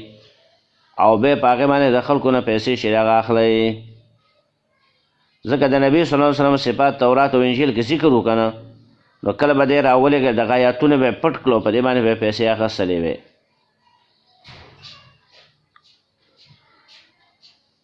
درېیمه معنی چې هغه دا کوي ولا تشترو بکفر بالآیات ثمنا قلیلا تاسو ما اخلئ په کفر کولو سره په آیاتونو زما باندې پیسې لګي د الله آیاتونه په هغې باندې کفر چې هغه کوي او په دې باندې پیسې چې هغه اخلي لکه ډېر انسانان یې که نه په دنیا کې د ایمان نه واوړي مرتد شي د اسلام نه واوړي او بیا په دې باندې پیسې چې هغه اخلي د خلکو نه ایمان پرېږدي یهودي کېږي نصراني کېږي یا د کافرو ملګری کېږي د څه دپاره د دنیا دپاره چې دنیا سره لږ ډالر راته میلاو شي د دنیا پیسې راته میلاو شي که نو بس په دې باندې ایسته کافر کېږي د الله په آیاتونو کفر وکړي د بهر ملکونو ته چې اکثر خلک ځي که نه بهر ملکونو یورپ ملکونو ته نو هلته هغې څه کوي کافر یې کوي اکثر ورته وایي چې اسلام هغه بدي ورته په زړه کې ور واچوي او دارنګې د عیسی علیه السلام یا د موسی علیه السلام هغه ورته ووایي چې دا زموږ پیغمبر دی دا به ته هم منې او دارنګې د مسلمانانو هغه عیبونه او سپکاوي هغه ورته وکړي د الله په آیاتونو قرآن باندې کفر وکړي په محمد صلی الله علیه وسلم باندې کفر وکړي نو بیا ول خپل ملک ته اجازه چې هغه ورکړي چې دلته اوس پیسې تا ته میلاویږي ډالر به میلاویږي والعیاذ بالله الله وایي زما په آیاتونو باندې د کفر په وجه باندې پیسې ما اخلي چې تاسو پیسې دنیا غوره کوئ او دارنګې آخرت هم شاته کړی دی زما په آیاتونو باندې کفر کوئ داسې مه کوئ څلورمه معنی بعضو مفسرین کوي ولا تشترو بآیاتي ما اخلی تاسو په پټولو د آیاتونو زما باندې پیسې لګي دغه معنی خو وشوله بله معنی دا ده ما اخلی تاسو بترک العمل بآیاتي په پرېښودلو د عمل سره زما په آیاتونو باندې پیسې لګي قرآن او حدیث باندې عمل چې دغه پرېږدي د دنیا دپاره یاره که په دې باندې زه اوس عمل کوم ټیک دی دا قرآن کې شته دی حدیثو کې شته دی دا مسله خو که زه پې عمل کوم نو په ما باندې پیسې بندېږي په ما باندې تنخوا بندېږي په ما باندې د دنیا لالچ چې دی هغه بندېږي د دنیا کوم لالچ چې کوي که نو هغه د دنیا عزت د دنیا ریاست د دنیا مشري یا د دنیا پیسې د دنیا جاه دا غوره کوي او آیاتونو باندې عمل او په قرآن باندې عمل چې هغه پرېږدي نو الله فرمایي داسې مه کوئ ثمنن قلیله پیسې لږې دې کول همه وایي دې کې مشري ریاست عزت جاه او دارنګې پیسې دنیا دا ټول په دې کې داخلېږي مطلب دا شو چې دین مه خرڅوئ په دنیا باندې ډېر انسانان یې که نه دین هغه خرڅوي په دنیا باندې دنیا غوره کوي دین دې خپل کار به کوي خو چې صرف اوس موږ ته پیسې چې د هغه میلاو شي موږ ته د دنیا یو ګټه چې د هغه میلاو شي د دنیا یو عزت موږ ته چې د هغه میلاو شي نو الله فرمایي داسې مه کوئ ولا تشترو بآیاتي ثمنا قلیلا نو آیاتي نه مراد آیاتونه د قرآن شو او دارنګې آیاتونه د تورات او د انجیل قرآن آیاتونه هم شامل شو ابوالعالیه چې دی نو دا یو تابعي دی هغه تفسیر کړی دی ولا تشترو بآیاتي معنی بتلاوت آیاتي ثمنا قلیلا تاسو ما اخلی په تلاوت د آیاتونو زما باندې پیسې لګي هغه دا معنی کړې ده دویمه معنی ده بآیاتي دا خو اوله معنی کې و مضافونه موږ حذف کړو دویم مطلب د آیات نه مراد احکام دی تاسو ما اخلی په احکامو زما باندې پیسې لګي د الله چې کوم حکمونه دي احکامات دي په دغه احکامو باندې پیسې چې هغه مالی بیا دا مطلب نه دی چې لږې پیسې چې هغه مالی او که ډېرې اخلي نو به خیر دی لکه بعضې بدعتین وایي چې ختم د وکړو قرآن نو لږې پیسې چې هغه ما اخله چې 40 روپو نه کمې درکولې دا ما اخله که د 40 نه زیات وي نو بیا اعلی ځکه الله فرمایي لږې پیسې مالی نو ډېرې که اخلي نو خیر دی دا غلطه معنا ده ټوله دنیا چې ده نو دا د قرآن په مقابل کې چې د ثمن قلیل لږ شی دی دا قل متاع الدنیا قلیل ټوله دنیا سامانونه چې د مزې دا لږې دی الله فرمایي دا ټوله دنیا چې ده دا د قرآن د یو ټکي قیمت نشي پوره کولی دا ټوله لږه ده نو که ټوله دنیا اخلي او که 1 روپۍ اخلي او که 10 اخلي او که ډېرې او که لږې دا ټول ثمن قلیل دی ابوالعالیه رحمه الله چې دا معنی کړله چې ما اخلي په تلاوت د آیاتونو زما باندې پیسې لګي هغه پکې دا تفسیر کړی دی نو اوس وګوره د الله په آیاتونو باندې پیسې اخیستل دا څنګه دي نو دې کې ډېر صورتونه دي سوچ کوئ خبره باندې یو د الله په آیاتونو باندې پیسې اخیستل دي په دم سره یو سړی راولګي بل دم کې که نه قرآن آیاتونه پرې وایي دم وکړي نو په دې باندې پیسې اخیستل چې دی دا جایز دي ځکه چې حدیث کې راغلی دی امام بخاري حدیث راوړی دی یو صحابي اوږد حدیث دی حاصل یې دا دی غالبا ابو سعید خدری رضی الله عنه یا بل صحابي و د یو قوم مشر و هغه مار یا لړم چې چلی و هغه به دم کړو په صورت فاتحه باندې نو هغه الله جوړ کړو نو د هغې په عوض کې 10 ګډې بېزې ترې واخیستلې 10 ګډې یو کنډک دا یې ترېنه واخیستله ګډو نو نبي صلی الله علیه وسلم نه به یې تپوس وکړو نو هغه ورته وویل چې کوم کړلې چې دا ما اخیستې دي دې کې څه حرمت چې هغه نشته دی نو د دې اخیستلو دپاره هغه د جواز خبره ورته وکړه چې دا جایز دی چې اخیستیم دي نو په دم باندې پیسې اخیستل یا د دنیا یو شی چې دی په هغه اخیستل دا جایز دی وجه ده چې په دم کې مقصد عبادت نه وي که نه په دم کې مقصد علاج وي علاج او په علاج باندې پیسې اخیستل لکه ډاکټر تعالی دوايي درکوي علاج لکې پیسې له اخلي نو دغه شان قرآن باندې ستا علاج یو سړی کوي او تا نه پیسې غواړي او نه اخلي نو دا جایز ده خو 2 شرطونه دي دې لپاره 2 په دم باندې پیسې اخیستلو لپاره 2 شرطه یو شرط چې هغه دا دی چې دا دم والا چې دی دا به ظلم به نه کوي ظلم دا دمګری به ظلم چې هغه نه کوي ظلم دا دی چې تا باندې یو چوف وکړي سورة فاتحه در باندې ووایي یا د قرآن نور څه آیتونه یې زده کړي دي هغه در باندې ووایي او تا ته وایي شابه 15 زره راکړه او 10 زره راکړه او 20 زره راکړه دا ظلم به نه کوي ظلم چې هغه بې ګناه ده دومره پیسې چې هغه اخله چې څومره د هغه وس وي او دارنګې چې د هغه ته پکې تکلیف او ضرر چې د هغه نه معمولي پیسې واخله بس بیا ټیک ده خو په دې اخیستلو کې به ته په هغه باندې ظلم زیاتی به ورسره نه کوي بعضې دمګرې ډېر ظلم کوي زیاتی کوي داسې مه کوئ دویم شرط چې هغه دا دی چې په دم باندې پیسې اخیستل چې دی دا جایز دي خو دې نه به کسب چې د هغه نه جوړی بعضې دمګري که نه قرآن آیاتونه یې زده کړي او بعضې دمونه و اجازې پخکړي خو دې نه کسب جوړ کړی دوکان یې سار راځي 8 بجې دوکان کولاوي لکه دمونه به کېږي تر ماښامه پورې بس په دې کې چې هغه ناست یا بیټک کې ناست یا یو کور یې ولې نیولی دی هغې له خلک راځي نو دې د دې دم نه کسب جوړ کړی دی په دې باندې پیسې ګټي نو دا به حرامه ده دا جایز نه ده وله لیکن که یو کس وله راځي او په یو ځای کې یا چا باندې دا دم چې د هغه واچوي په غیر د دوکان کولاولو نه او په غیر د کسب جوړولو نه په هغې باندې پیسې اخلي نو هغه جایز ده دلیل په دغه حدیث دی چې نبي صلی الله علیه وسلم هغه نه دی منع کړی چې ولې تا په دې باندې 10 ګډان اخیستې دي یو کنډک دی ښځه دا منع نه ده کړې بلکې د هغه تایید یې کړی د اجازه یې ورکړې ده دویمه مسله چې هغه سره دا ده چې سړی د الله په آیتونو پیسې اخلي معنی دا ده په تلاوت د قرآن باندې په ختم د قرآن باندې پیسې چې هغه اخلي نو دا اوس جایز نه دي دا حرام دي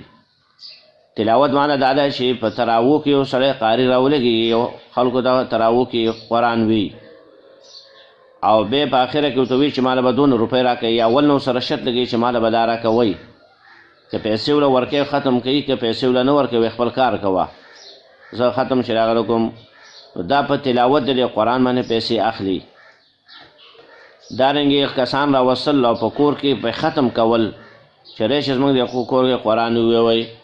د دوکان کې هم قرآن چې هغه وایي چې برکت پکې راشي او په دې باندې پیسې اخلي نو دا حرام دي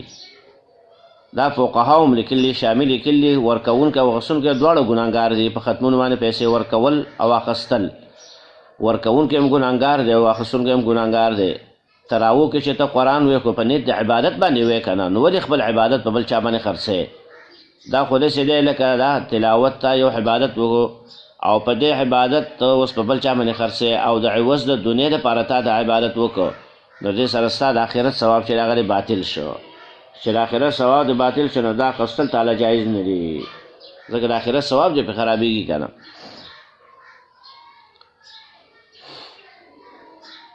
نو دا شو درېیمه مسله چې هغه بیا دا ده چې په تعلیم د آیاتونو باندې پیسې اخیستل دا څنګه دي په تعلیم د آیاتونو باندې قرآن او حدیث چاته ښودل لکه د ابوالعالیه په تفسیر کې موږ وویل چې هغې کې ولا تشترو بآیاتي معنا بتعلیم آیاتي په تعلیم د آیاتونو زما باندې پیسې چې هغه مالی نو هغه دا معنا چې هغه کړل ده تلاوت د آیاتونو یا تعلیم د آیاتونو باندې پیسې اخیستل نو په دې کې بیا دوه قول دی د علماو، یو قول د امام ابو حنیفه رحمه الله دی او د عطا ابن ابي رباح، او دارنګې د هغه سره بعض علما دي هغې وایي په درس و تدریس د قرآن باندې او دارنګې د حدیثو باندې او دارنګې د دیني کتابونو باندې پیسې اخیستل عوض اخیستل دا جایز نه دي، حرام دي، ځکه په دې سره د سړي هغه د آخرت ثواب او اجر باطلیږي. قرآن تفسیر ته کوي، قرآن آیتونه چاته کوي، تعلیم ورکوي او په دې باندې پیسې اخلي، لکه ماشومان د خلک قرآن کوي، تعلیم دی که نه، یا د قرآن درس چې دی هغه کوي او په دې باندې خلکو نه پیسې غواړي او اخلي، نو دا جایز نه ده. لیکن نور عام جمهور علماوی چې په درس او تدریس د قرآن یا د حدیثو کتابونو په درس باندې یا دینی کتابونو په درس باندې په تعلیم باندې پیسې اخیستل، تنخواه اخیستل دا جایز دي. د هغې وجه دا ده، وجه علماو دغه چې اوس داسې حکومتونه چې د هغه نشته دی چې هغه علماو له پیسې ورکي او د هغو له تنخواهګانې چې د هغه ورکي، د حکومت نه بیت المال له پیسې چې د هغه ورکي، دا خو نشته که نه. علماو له اکثر د حکومت د خانه تنخواه نه راځي د بیت المال نه، نو چې نه راځي او دا علما راولګي مضرین شروع کړي، نو زمونږ او ستاسو بچي چې د هغه به خراب شي، د تعلیم والا به څوک نه کړه، ځکه دا به هر یو به عالم به وځي، دکان نه به ځي، مزدري به کوي، کاروبار به کوي، کسب به کوي، تجارت به کوي، نو بس د قرآن او د حدیث تعلیمونه چې د هغه به ختم شي په دې باندې. د دې د وجې نه د علماو له دا جایز دي چې دومره پیسې چې دا واخلي چې په هغې باندې د کور او د ښځې د بچو ضرورت هغه خرچه چې د هغه پې کېږي، داسې تنخواه اخیستل بیا جایز دي. وجه دا ده چې تنخواه نه اخلي او نور کسب نه کوي، نو بیا به څه کوي؟ سوال به کوي که نه، محتاجه به وي، نو چې محتاج وي نو د هغه ژوند به نه تېرېږي، ژوند یې سختېږي ډېر. او دویم دا دی که تجارتونه او کسب ته وځي نو دلته تعلیم د دین دې پاتې کېږي او د خلکو دې ته ضرورت دی،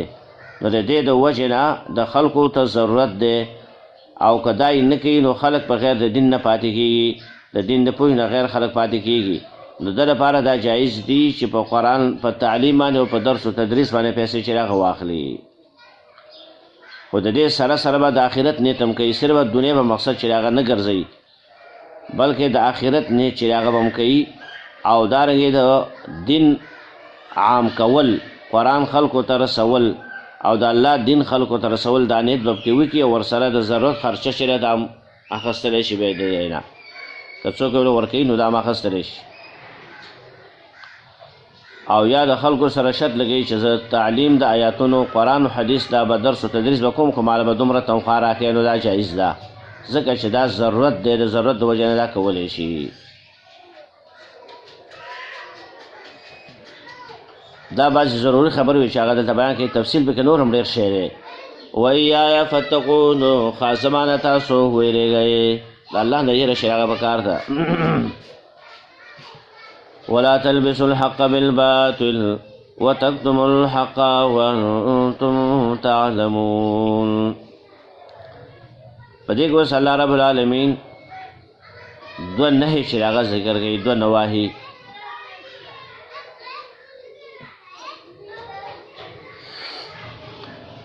یوه نهي چې هغه دا ده چې حق د باطل سره مه ګډوډ کوئ، بله نهي چې هغه دا ده چې حق چې هغه مه پټوئ. دا دوه نهي شولې. ولې دوه قسمه خلک یې که نه، دوه قسمه، یو نیمګړي مولیان او طالبان دي. نو دا غټ مولین چې دی دا په دې نیمګړو مولیانو باندې، وړو مولیانو باندې او په طالبانو باندې حق چې دی هغه ګډوډ کړي، او هر چې عوام دي نو هغې دا مولین را لګېږي او د هغو حق چې دی هغه پټوي، ځکه هغې بالکل حق پېژني نو هغه ته پټ کړي. نو الله د دواړو خبره چې دی هغه بیانوي. دارنګې مخکې ضلالت چې د هغه ذکر شو مخکې آیاتونو کې، خپله ګمراهي دلته و ذکر کوي په آیات کې، اضلال د نورو خلکو ګمراه کول دا الله ذکر کوي. حق د باطل سره مه ګډوډ کوئ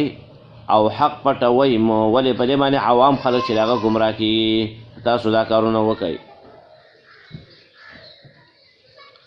مه ګډوډ کوئ حق بالباطل. حق څه ته وایي؟ هغه خبره چې قرآن او په حدیث باندې ثابته خبره وي، دې ته وایي حق خبره. قرآن باندې ثابت وي، په حدیث باندې ثابته خبره وي، نو دا حق دی. باطل هغه دی چې قرآن او حدیث نه مخالفه خبره وي، بدعات رسمون رواجونه نه، دا باطل دي که نه. نو دلته هم دوه مطلب دی، یو دا بالباطل کې دا با په معنی د مع سره ده، دویم قول دا دی چې با سببیه ده. اوله معنی دا ده ولا تلبسوا الحق مه ګډوډ کوئ تاسو حق لره بالباطل د باطل سره، چې حق د باطل سره ګډوډ کې داسې مه کوه. لکه ډېر انسانان چې هغه داسې کوي که نه حق د باطل سره ګډوډ کړي په خلکو باندې. د الله په کتاب کې الفاظ چې هغه د ځان نه ورننه باسي، لکه شیګان دا کار چې هغه وی کوي. الفاظ چې د ځان نه جوړ کړه په قرآن کې چې هغه ورننه باسي، الفاظ د ځان نه چې هغه جوړ کړي په حدیث کې ورننه باسي، نو دام ګډوډ کول له حق د باطل سره یو ځای، داسې مه کوئ. دویم دا دی چې صحیح حدیث دی، تا نه د هغې په باره کې څوک تپوس وکړي، ته راولګېږي او دغه د حدیث صحیح معنی چې دی نو هغه غلط ورته وکړي، غلط تفسیر او غلط مطلب ورته بیان کړي، نو دام ته حق د باطل سره چې هغه دی یو ځای کړو. عالمان یې طالبان یې تا نه تپوس چې هغه وکړي چې پلانکې مسله چې هغه خو داسې ده د حدیث کې راغلی ده، نو دې نه خو دا مسله معلومېږي که دا حکم ته معلومېږي، ته وایې چې نه دا حدیث بس منسوخ دی. کله وی دا حدیث چې دی نو دا زموږ مذهب کې نشته دی، دا د امام شافعي مذهب والا حدیث دی. کله وی دا د امام احمد بن حنبل رحم الله د هغه د مذهب حدیث دی. زمونږ په مذهب کې دا مسله داسې ده راغلې ده، نو ګوره حق را واخیست هغه د باطل سره ګډوډ کړ، خراب یې کړ.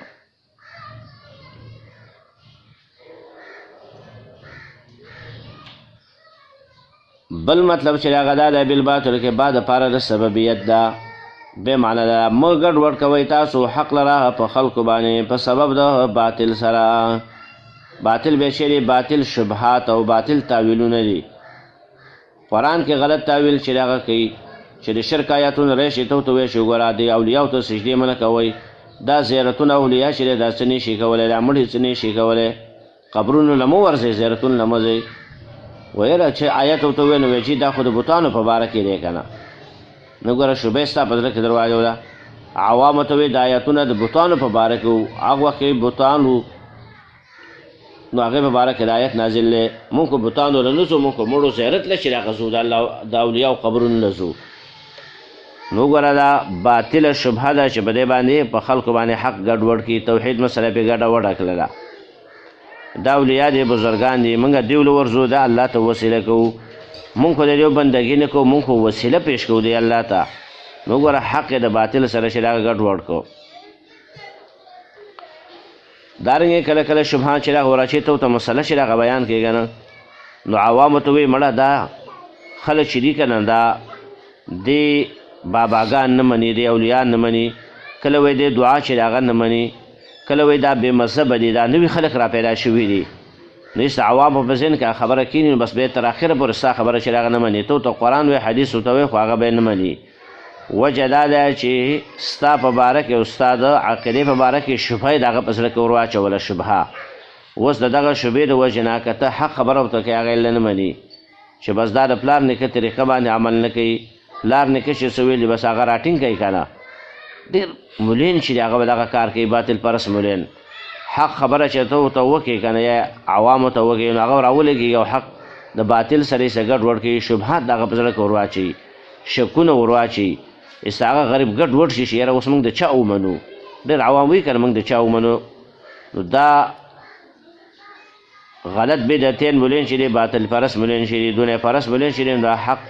دا په خلکو باندې ګډوډ کوي چې دا په دې پوه نه شي، په سبب د باطلو شبهاتو اچولو سره چې دا ورته په زړه کې ور واچوي. بله نهي دا ده وتکتموا الحق، دا هم اصل کې د لاندې د لاندې داخل دی، معنی اصل کې دی ولا تکتموا الحق، او تاسو مه پټوئ حق لره وانتم تعلمون، په داسې حال کې چې تاسو پوهېږئ چې دا حق دی، په دې باندې پوهېږئ چې دا حق دی، نو دا مه پټوئ. به پټول حق دا دی چې مسلې ته ضرورت وي د عوامو او ته هغه د هغو نه پټوې او ته نه بیانوي، نو دا د حق پټول شو. یو مسلې ته ضرورت دی، خلکو ته محتاج دي، تا ته مسله ښه معلومه ده او ته دا حق پټوي، ولې که حق زه ووایم نو بیا به خلک توخوا را باندې بندېږي او دارنګې خلک به بیا زما عزت نه کوي، خلک به بیا زما مشري چې دی هغه به بیا زما نه مني. نو دغه د وجې نه مشر مې خرابېږي، عزت مې خرابېږي، پیسې به رانه لاړې شي، د هغې د وجې نه ایسته حق راواخلې او پټې کېږي. وتکتم الحق وانتم تعلمون، تاسو پوهېږئ چې دا حق دی، یا تاسو پوهېږئ چې دا پټول حق چې دی او ګډوډ کول حق دا ګناه ده. واقیموا الصلاة وآتوا الزکاة وارکعوا مع الراکعین. دا اوس نور امرونه چې هغه ذکر کوي د پاره تثبت په دین باندې چې ایمان دې راوړو، په قرآن باندې ایمان راوړو، په رسول الله دې ایمان راوړو، توحید مسله دې ومنله، عبودو مسله باندې د عمل چې هغه وکړو. نو اوس دا د مونځ پابندي م کوه، زکات ورکوه او رکوع کوه، دې سره به ته په دین باندې مضبوط پاتې کېږي. او دا هغه کارونه دي چې په چا کې راشي نو په دې سره د هغو خلافت مضبوطېږي، به خلافت یې الله نه اخلي. نو دې د وجې نه په دې باندې الله رب العالمین اوس حکم کوي. مخکې موږ ویلو چې د ایمان والو صفت چې د هغه دا دی چې دا به د مونځ پابندي کوي، یقیم الصلات. هسې مونځونه چې دی دا خو منافقان هم کوي، خو د مونځ پابندي او اقامت چې دی دا د ایمان والو صفت دی. مونځ پابندي 5 ټیمه مونځ چې دی هغه کوي، یو په اول وخت باندې کوي، یو په صحیح طریقه باندې کوي، دې ته وایي اقامت الصلات. د مکروهاتو او د مفسداتو نه دا مونځ چې دی هغه بچ ساتي، چې کوم مستحبات دي د هغې سره پوره ادا کوي. دارنګه یقیم الصلاة مونځ په هغه طریقه باندې کوي چې کوم رسول الله صلی الله علیه وسلم ښودلی دی، صلو کما رأیتمونی اصلي. داسې مونځ کوئ لکه څنګه چې مې زه لیدلی یم چې زه مونځ کومه، څنګه چې تاسو ما ته ګورئ زه مونځ څنګه کومه دقسې مونځ کوئ. مخکې موږ ویلي چې دې کې دا هم داخل دی چې د وخت لحاظ به هم کوي، ناوخته به مونځ نه کوي. مونځ وختي په کار دی که نه. ډېرې زنانه چې ډېر سړي هغه مونځونه ناوخته کوي. مخکې موږ حدیث ویلی چې دا د منافقانو مونځ دی. رسول الله فرمایي سهار کې به نه پاڅېږي، مازدیګر کې به ناستې، دوکان کې به یا به کور کار کې یا به هسې په یو شي کې مشغوله شوی وي، مونځ به نه کوي تر دې پورې چې نور سړي مازدیګر له ورشي پابسي 4 ټونګې به ووایي. سهار کې به نه پاڅېږي چې نور د راختو ټیم شي را پابسېږي، زر ټونګې به ووایي، بیا به پرېوځي یا به بیا په کار کې مصروفه شي. نو دا د منافق رسول الله فرمایي فتلک الصلاة المنافق، دا د منافق سړي مونځ دی، دا د منافقې ښځې مونځ دی. منافقت هغه طریقه پکې دا دی چې یو کوی مونځ ناوخته وکړو، مکروه ټیم ته یې مونځ ورسوو، سهار مونځ یې ناوخته وکړو او د مازدیګر یې ناوخته وکړو. او په کار دا دی چې دا 2 مونځونه چې دا خو ډېر وختي کلی وی، اول وخت باندې کلی وی. دویم دا دی چې د منافقانو مونځ په دې وجه باندې دی چې دا مونځ یې زر چې د هغه وکړه، زر او زر مونځ چې دی دا د منافقانو مونځ دی. ځکه حدیث کې راځي چې هغه انسان چې هغه مونځ زر کوي، رکوع سجده کې ملا نه برابروي، د دغه سړي مونځ چې د هغه نه کېږي. او دارنګه یو حدیث کې دی ته غل ویلی شوی دی. رسول الله فرمایي بدترین ناکاره غل هغه دی چې د لمانځه نه غلا کوي. چا تپوس وکړو یا رسول الله لمانځه نه به څوک څنګه غلا وکړي؟ ویل چې د هغې رکوع سجده په صحیح طریقه باندې نه کوي، قومه او جلسه صحیح طریقه باندې نه کوي، دا د لمانځه غل دی. سبحان رب العظیم رکوع ته راکړی چې که نه ډېر نه ساره سبحان رب العظیم دا یو ځل په رکوع کې وي، یو ځل یې په روانه کې وي، یو ځل په بېرته اوچتېدو کې وي. دارنګه سجده کې سبحان رب الاعلی دا بس یو ځل یې لاندې ووي او دویم ځل بس راوچتېدو کې چې د هغه ووي. نو دا د منافقانو مونځ شو او دا د مانځه نه غلا شوله. دارنګه 2 سجدو منځ کې نه کښېني، سمع الله لمن حمده سره سري نه ودرېږي چې هر اندامې ځای ته ورسېږي، زر راکډه شي. نو دې ته ویل کېږي د منافقانو مونځ والعیاذ بالله. او دې ته وایي د مانځه غل. داسې چې ته ګورې که نه په ډېرو جوماتونو کې د مانځه غلا، ملام غلي او مقتدین هم غلا چې د هغه کوي، غالبا داسې غالبا ټک په ټک باندې مونځ چې د هغه کوي ځان ته ښه خلاصوي. هر یو شي له ټیم ورکول شته، لکن مونځ له ټیم ورکول نه وي. لږ 2 منټه چې د مونځ وګوت کړې که نه بس ټول خلک به خبره شروع کړي مړه مونځ یې وګوت کړه، نه شي ودرېدلی او تر ټینګېدلی نه شي. حدیث دی د موسی الصلات امام بخاري هم راوړي، نور محدثین هم په خپلو کتابونو کې څوک یې لنډ راوړي څوک وګوت. رسول الله صلی الله علیه وسلم مسجد کې ناست و د ملګرو سره، په دې کې یو سړی راغی مسجد ته رانوت، 2 رکعته مونځ یې وکړ تحیت المسجد، لیکن زر یې وکړ. راغی په رسول الله صلی الله علیه وسلم سلام واچو، رسول الله صلی الله علیه وسلم جواب ورکړ. بیا د الله نبي ورته وفرمایل چې پاسه مونځ وکړه، مونځ دې نه دی شوی، قم فصلي فانک لم تصلي، ته پاسه مونځ وکړه تا مونځ نه دی کړی. علما وایي په هغه کې ادب موجود و بیا لاړ لمونځ یې وکړ بیا دغسې زرزر وکړ بیا راغی سلام چې هغه یې واچو نبي صلی الله سلام جواب چې هغه ورکړ بیا ورته وفرمایل قم فصلي فإنک لم تصلي پاسه لمونځ وکړه تا خو لمونځ نه دی کړی درېم ځل چې هغه یې دغسې وکړ بیا وفرمایل یا رسول الله ما له خو نور لمونځ طریقه نه راځي ته ما ته راوښیوه څنګه لمونځ وکړمه ما له خو دقسې لمونځ راځي بل درې پیره مې وکړ نبي صلی الله علیه وسلم بیا د لمونځ طریقه چې هغه ورته ور وښودله په دې حدیث کې بېشماره فایدې دي چې هغه محدثین په خپلو کتابونو کې په هغې باندې بابونه به یې لګوي یو فایده د حدیث نه دا معلومېږي که مسجد کې ته یي نو په هغې کې کسان ناست نو سلام به پرې اچوې دا خبره کمزورې ده چې مسجد ته راننوځي څوک تلاوت کوي څوک ذکر کوي څوک دعا ته ناست دی څوک لمونځ کوي سلام به پرې نه اچوې بعضې د وچې بزرګان چې نو هغه دا مسله کوي دا غلطه خبره ده مسجد کې به سلام واچې که ټولو جواب نشي درکړی یو که چې جواب درکړه بس خبره ختمه شوله السلام علیکم بس نږدې کوم کس هغه به وي وعلیکم السلام جواب بله درکړي بس وعلیکم السلام خو څه دنیا خبره نه ده که نه په تلاوت کټ کېږي او نه په ذکر کټ کېږي دا نه کېږي او که په مانځه باندې ولاړ نو په لاس په اشاره باندې به جواب درکړي په خوله به وعلیکم السلام نه وي که ویل به یې لمونځ باطل دی بیا به د سر نه لمونځ کوي چې قصدن کله په مانځه کې وي وعلیکم السلام نو دویمه فایده د حدیث نه دا راووته علما وي چې دې حدیث کې رسول الله سلم په دې سړي باندې درې پیرې لمونځ وکړه درې او ته ویلې لمونځ وکړه لمونځ دې نه دی کړی ستا لمونځ نه دی شوی د هغې وجه دا ده چې په دې لمونځ کې غلطیانې وي خو اهمې غلطیانې پکې څلور وي څلور سوچ کوئ خبره باندې اهمې غلطیانې په دې لمانځه کې څلور وي نو ځکه پې واپس بیا لمونځ وکړه او بیا یې پې وکړه او بیا یې پې وکړه یو دا دی چې دې سړي به په رکوع کې ټیم نه تېراو سبحان ربي العظیم دا به په رکوع کې صحیح طریقه باندې ویله زر به یې رکوع وکړه دویمه غلطي دا وه سمع الله لمن حمده سره صحیح نه ودرېدو چې هر اندام خپل ځای ته ورسېږي دا فرض دی په مانځه کې زر به راکته سجدې بیا به په سجده کې سبحان رب العلی وویو بیا به په هغې کې ډېر وخت به نه تېرو زر به د سجدې نه بیا راوچت شو نو سجده کې مې اطمینان نه کوو بیا چې به د سجدې نه راوچت شو دو سجدو منځ کې به هم بس سم به کېنه ناسته چې هر اندام ځای ته ورسېږي او ارام وکړي اطمینان وکړي بیا سجدې ته لاړ شي نه دلته به صرف لاس به یې کېښود او زر به بیا دویمې سجدې ته لاړه چې دغه حدیث سره یې واوري که نه دې وخت سره ته جومات ته ورننوځه او د خلکو مونځ ته وګوره که نه تا ته به پته ولګېږي چې هسې ګپ له راځي ګپ ورزش کوي صرف نه توجه برابروي هغه طرف او دې طرف ته به ګوري څوک به پکي ته ګوري څوک به دیوالونو ته ګوري څوک به یو ځای ګري څوک به بل ځای ګري څوک به د مرور په شانتې ولاړي بې توجه به ولاړ او لاس یو ګوډ به یې نیولی او بس ولاړ به هلکه مونځ داسې د الله بندګانو صحیح طریقه باندې ودرېږئ سجدې ځای ته ګوره توجه باندې مونځ وکړه د مانځه الفاظو ته لږ سوچ کوه ته چا ته ولاړې هغه ذات را یاد که لکه وروسته دغه کې راځي اوسه د آیات کې راځي د هغې مطلب نو دې سړي په مانځه کې دا غلطیانې وي نو ځکه ورته رسول الله فرمایل لمونځ وکړه لمونځ دې نه دی کړی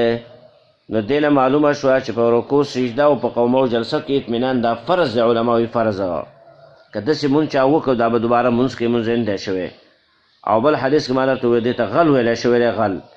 او د الله نبي فرمایي لا تجزئ صلاة الرجل د هغه سړي مونځ نه کېږي چې د هغې په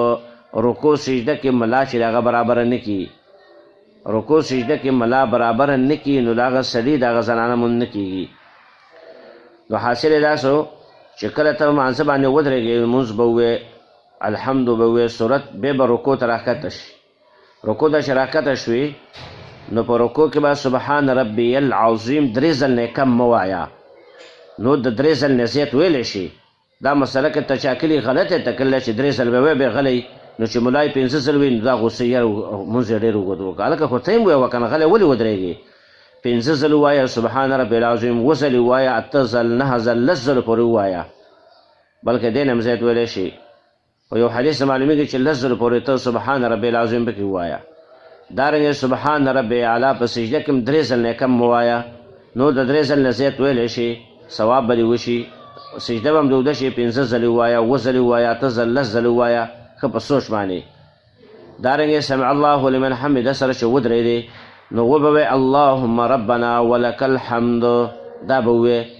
بیا نورې دعاګانې راغلې حمدا کثیرا طیبا مبارکا فی دا دعا به ووایې که دا دعا له نه درځي نو هسې به غلی ودرېږې چې هر اندام د ځای ته ورسېږي او اطمینان باندې شوې نو بیا به ووایي الله اکبر، سجدې ته به لاړ شي. سجده چې کله وکړه ښایسته طریقه باندې بیا چې راوچت شي نو بیا به زر نه ځي دویمې سجدې ته، بلکې صحیح کې بنې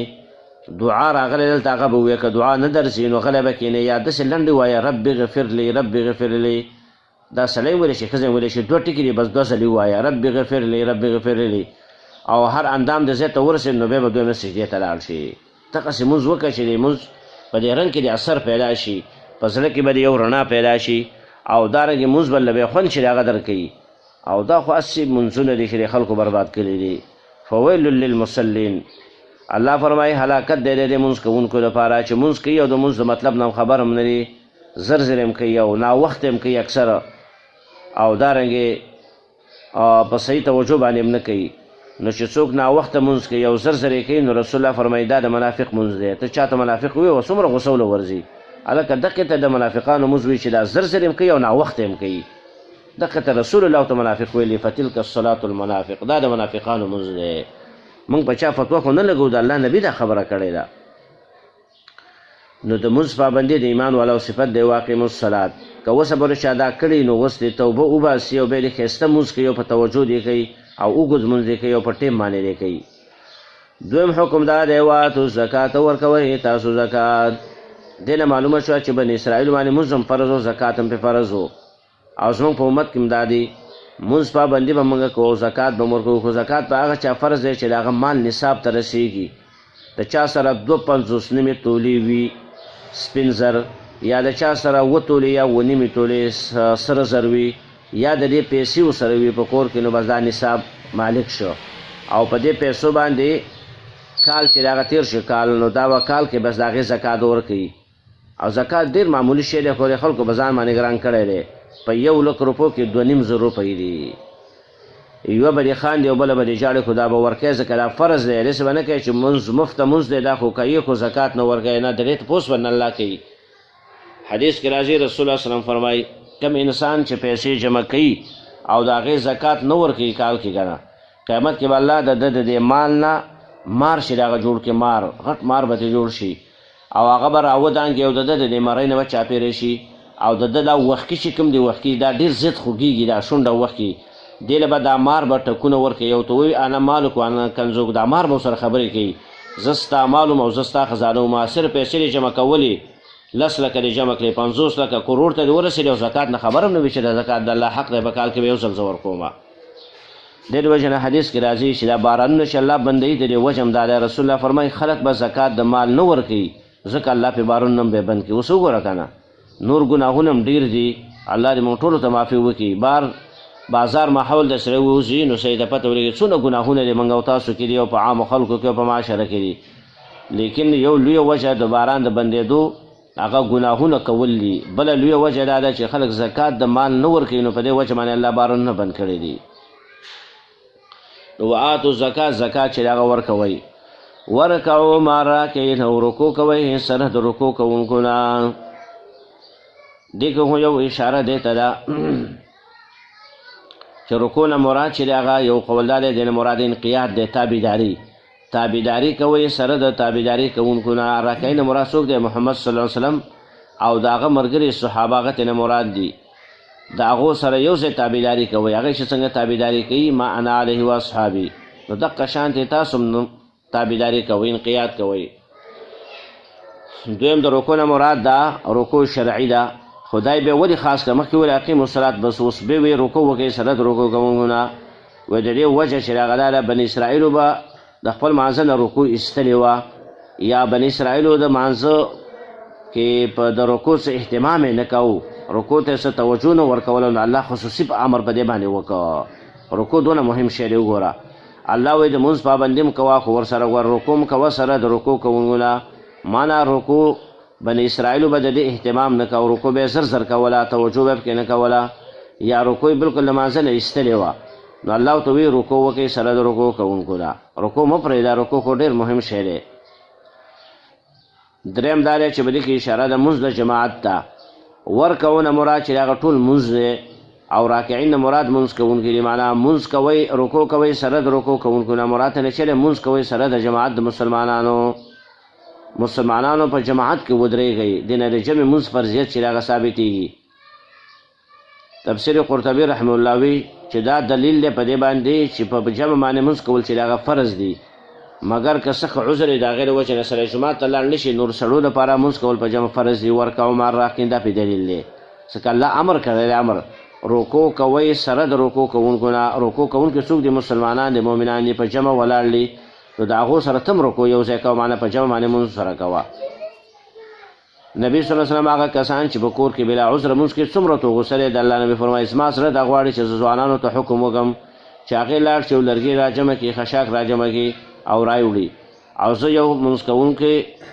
امام مقرر کړم د مونځ کوونکو لپاره، او بیا لاړ شم هغه کسان چې په کورونو کې بلا عذر مونځ کوي په هغې کورونه وسوځوم. دونه غوسه دی د الله نبي ورته. معلومیږي دا چې په جمع باندې مونځ کول دا لازم دی، فرض دی، دا به بلا عذر نه پرېږدي، که بلا عذر دې پرېښودو ګناهګار یې. په جمع باندې حدیث کې راځي 15 نیکۍ میلاویږي، بل روایت کې راځي 20 نیکۍ پې میلاویږي. نو ولې یو سړی چې دی د معمولي خبرو د وجې نه ایسته فرض هغه جمع چې هغه ته لاړه چې هر وخت ځان نه مونځ کوي. هو سړی سخت بیمار دی نه شي تللی، نو خیر دی، بیا دا عذر دی، باران دی، خټې دي، سړی مسجد ته نه شي دی لار کې راغورځېږي، تکلیف دی، نو بیا یې کور کې وکړي، خیر دی، الله د جمع ثواب ورکوي. یا دشمن مخې ته دی که چېرته دا سهار مانځه ماخوستن مانځل راځي، دشمني ده، سړی ورته ولاړ دی په سر باندې ولي، نو خیر دی کور کې د مونځو کې د جمع ثواب یې کېږي. دا عذرونه دي په حدیث کې بیا راغلي دي. یا یو سړی دی مخکې مونږ ویلو سخت وږی دی، سخت وږی، او دلته جمع هم تیاره شوه او دا سخت وږی دی او روټۍ هم له کور کې راوړله چې دا روټۍ وخوره، دا ګنټۍ د ګورې یاره جمع رانځي، خیر دی جمع دې لاړه شي اول روټۍ وخوره. ولې که روټۍ ونه خورې نو دلته سخت وږی ته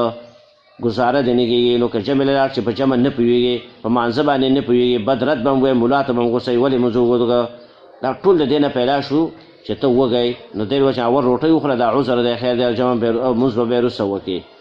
خو د دې نه به عادت سره نه جوړوي. او دویم دا چې داسې وږی چې توجه یې خرابېږي، که معمولي وږی بیا به هم جمع لذې غوره، جمع ضروري شی دی. خو دا هغه دا چې سړي لکه روژې نیولې ده یا ټوله ورځ سفر باندې تېره شول، اوس کور ته راورسېد سخت وږی دی، روټۍ ته اشتها شوې ده، نو اوس که په جمع باندې مونځ کوي توجه یې نه برابرېږي که نه، نو خیر دی دنه د جمع لاړه شي، وروسته به مونځ وکړي، لږ روټۍ دې وخوري چې بس طبیعت یې برابر شي. بې اتامرون الناس بالبر وتنسون انفسکم وانتم تتلون الکتاب فلا تعقلون.